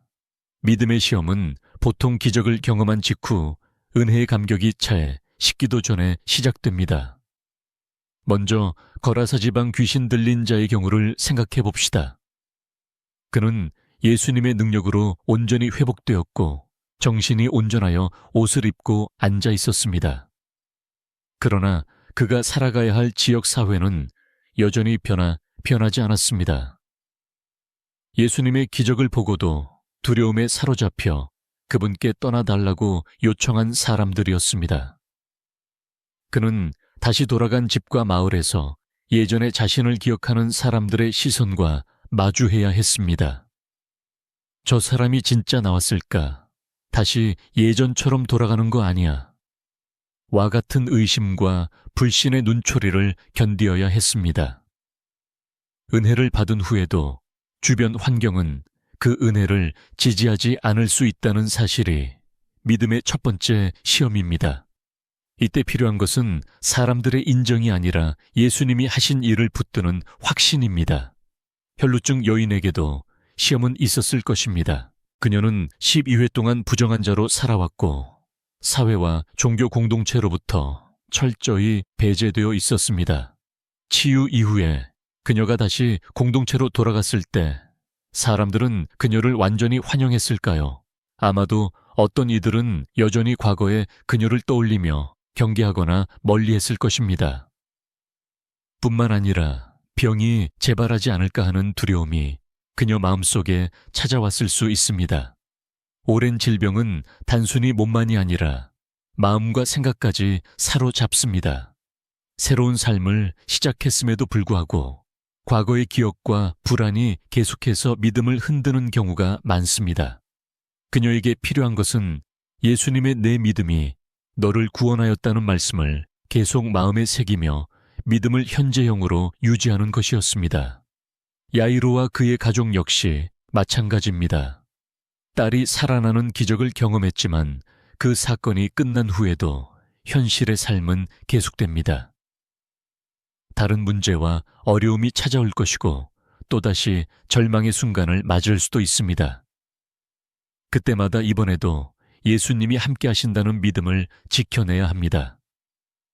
두려워하지 말고 믿기만 하라는 주님의 말씀은 단발적인 상황에만 해당되는 것이 아니라 인생 전반에 걸쳐 적용되는 진리입니다. 그러나 그 말씀을 붙드는 일은 결코 쉽지 않습니다. 왜냐하면 현실의 압박은 항상 눈앞에서 우리를 흔들기 때문입니다. 믿음의 시험은 크게 두 가지 형태로 옵니다. 첫째는 외부로부터 오는 시험입니다. 사람들의 비난, 오해, 무관심 혹은 적대감이 그것입니다. 은혜를 받은 이후에도 세상은 그 은혜를 인정하지 않을 수 있습니다. 오히려 변화된 삶을 시기하거나 방해하려는 경우도 있습니다. 이럴 때 우리는 은혜를 준 분이 사람들의 반응에 따라 변하지 않는다는 사실을 기억해야 합니다. 예수님이 나를 회복하셨다는 진리는 세상의 시선에 의해 흔들릴 수 없는 절대적 사실입니다. 둘째는 내부로부터 오는 시험입니다. 이는 의심, 두려움, 과거의 상처가 되살아나는 경험 등입니다. 하나님께서 이미 해결하신 문제를 마음속에서 다시 불러내어 붙잡고 있는 경우가 있습니다. 그리고 이런 시험은 은밀하게 천천히 믿음을 약화시킵니다.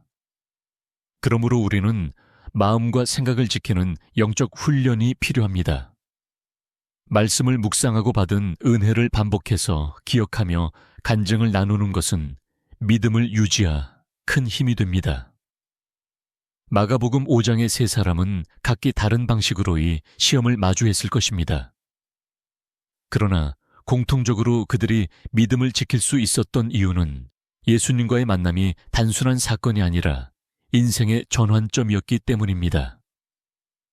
기적이 일어난 그 순간이 끝이 아니라 그 이후의 모든 걸음을 주님의 말씀 위에 세운 것입니다. 오늘 우리도 동일한 부르심을 받습니다. 기도의 응답을 경험한 직후가 오히려 가장 중요한 시기입니다. 은혜를 받은 후 믿음을 유지하는 것이 은혜를 받기 위해 믿음을 발휘하는 것만큼이나 어렵기 때문입니다. 하나님은 기적을 주실 뿐 아니라 그 기적 이후의 삶까지 책임지시는 분입니다.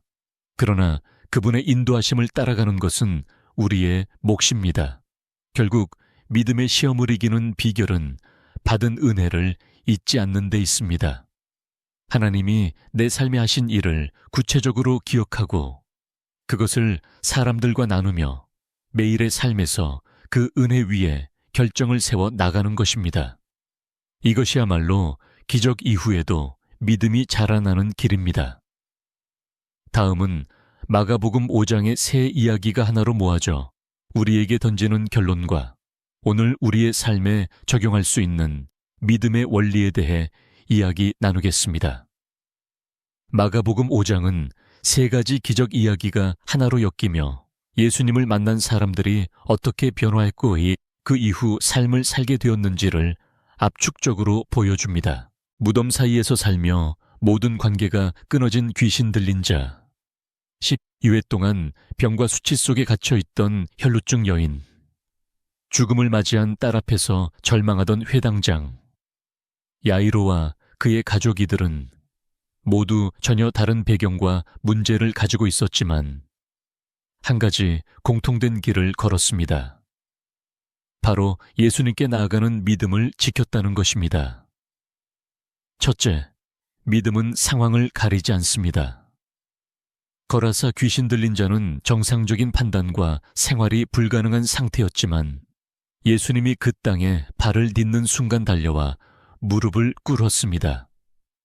이는 스스로를 구할 수 없는 사람조차 예수님 앞에 나아가는 단 한 걸음으로 변화의 길이 열릴 수 있음을 보여줍니다. 혈루증 여인 역시 사회적으로 부정한 자로 취급받아 사람들 앞에 나서면 위험한 처지였지만 그 옷에만 손을 대어도 나오리라는 믿음으로 군중을 뚫었습니다. 야이로는 딸이 죽었다는 소식을 들었음에도 두려워하지 말고 믿기만 하라는 말씀을 붙잡고 끝까지 예수님과 동행했습니다. 이 세 사람의 믿음은 환경이 아니라 예수님의 권세를 근거로 했습니다. 둘째 믿음은 행동으로 드러납니다. 마음속에서만 믿는다고 생각하는 것은 성경이 말하는 온전한 믿음이 아닙니다. 귀신 들린 자는 달려와 엎드렸고 여인은 손을 뻗어 옷자락을 잡았으며 야이로는 사람들의 비웃음 속에서도 예수님을 집 안으로 모셨습니다. 믿음은 결심에서 멈추지 않고 반드시 발걸음과 손길로 나타납니다. 셋째, 믿음은 사람을 온전히 회복시킵니다. 귀신 들린 자는 옷을 입고 정신이 온전해져 공동체로 돌아갔고 혈루증 여인은 병뿐 아니라 하나님의 자녀로서의 정체성을 되찾았으며 야이로의 가정은 죽음의 절망 속에서 생명의 기쁨을 회복했습니다. 예수님이 주시는 회복은 단순히 문제를 해결하는 차원을 넘어 삶의 모든 영역을 새롭게 하시는 것입니다. 넷째 믿음은 공동체로 확장됩니다. 예수님은 귀신 들린 자를 데리고 가지 않고 그 땅으로 돌아가 하나님이 하신 일을 전하라고 하셨습니다. 혈루증 여인의 간증은 주변 사람들에게 예수님의 권세를 알리는 계기가 되었고 야이로의 가정은 그 지역 사람들에게 죽음을 이기신 주님의 소문을 전하게 했습니다. 하나님께서 주신 은혜는 결코 혼자 간직하라고 주신 것이 아닙니다. 나눌 때 더 많은 사람을 살리고 더 큰 영광이 드러납니다. 다섯째 믿음은 지속적으로 지켜야 합니다. 기적을 경험한 직후에도 사람들의 시선, 과거의 기억, 새로운 문제들이 믿음을 흔들 수 있습니다. 거라사 귀신 들린 자는 여전히 자신을 의심하는 사람들 속에서 살아가야 했고 혈루증 여인은 다시 병이 재발할지 모른다는 불안과 싸워야 했으며 야이로와 그의 가족은 또 다른 위기 속에서도 믿기만 하라는 말씀을 붙잡아야 했습니다. 믿음은 한 번의 사건으로 완성되는 것이 아니라 매일의 선택 속에서 지켜집니다. 마가복음 5장은 이렇게 세 인물의 이야기를 통해 믿음의 전 과정을 보여줍니다. 절망 속에서 믿음을 시작하는 순간, 그 믿음을 행동으로 옮기는 과정, 예수님을 통해 삶이 온전히 회복되는 은혜, 회복 이후에 공동체로 나아가 간증하는 사명, 그리고 다시 찾아오는 시험 속에서 믿음을 지켜내는 지속성까지. 이것은 단순한 옛 이야기나 누군가의 특별한 경험이 아닙니다. 오늘을 사는 우리 모두에게 적용되는 믿음의 여정입니다. 그러므로 우리는 질문해야 합니다. 나는 예수님께 나아가는 발걸음을 멈추지 않고 있는가? 환경과 상황이 아니라 예수님이 어떤 분이신지를 근거로 믿음을 세우고 있는가? 받은 은혜를 행동과 삶으로 드러내고 있는가? 그리고 그 은혜를 공동체와 나누며 시험 속에서도 믿음을 지키고 있는가? 오늘 함께 나눈 말씀을 마음 깊이 새깁니다. 주님, 우리가 살아가는 세상은 때로 눈앞에 현실이 너무 커서 믿음을 놓아버리고 싶은 순간이 찾아옵니다. 그러나 마가복음 5장에서처럼 절망과 고통 가운데서도 주님께 한 걸음 나아간 믿음이 생명을 살리고 삶을 새롭게 했음을 기억합니다. 그러니 주님, 우리 안에 있는 모든 두려움과 불신을 몰아내시고 상황이 아닌 주님의 신실하심을 바라보게 하소서. 환경이 무너져도 주님의 말씀을 붙드는 용기를 주시고 받은 은혜를 잊지 않으며 날마다 감사로 살아가게 하소서. 우리가 걷는 모든 길에서 주님의 능력이 드러나고 우리의 삶이 누군가에게 소망이 되게 하옵소서. 예수님의 이름으로 기도드립니다. 아멘. 여러분도 이 믿음을 붙들고 살아가길 원하신다면 좋아요를 눌러주시고 댓글에 아멘이라고 남겨주세요. 하나님의 평안과 회복의 은혜가 여러분의 삶 위에 충만하기를 축복합니다입니다.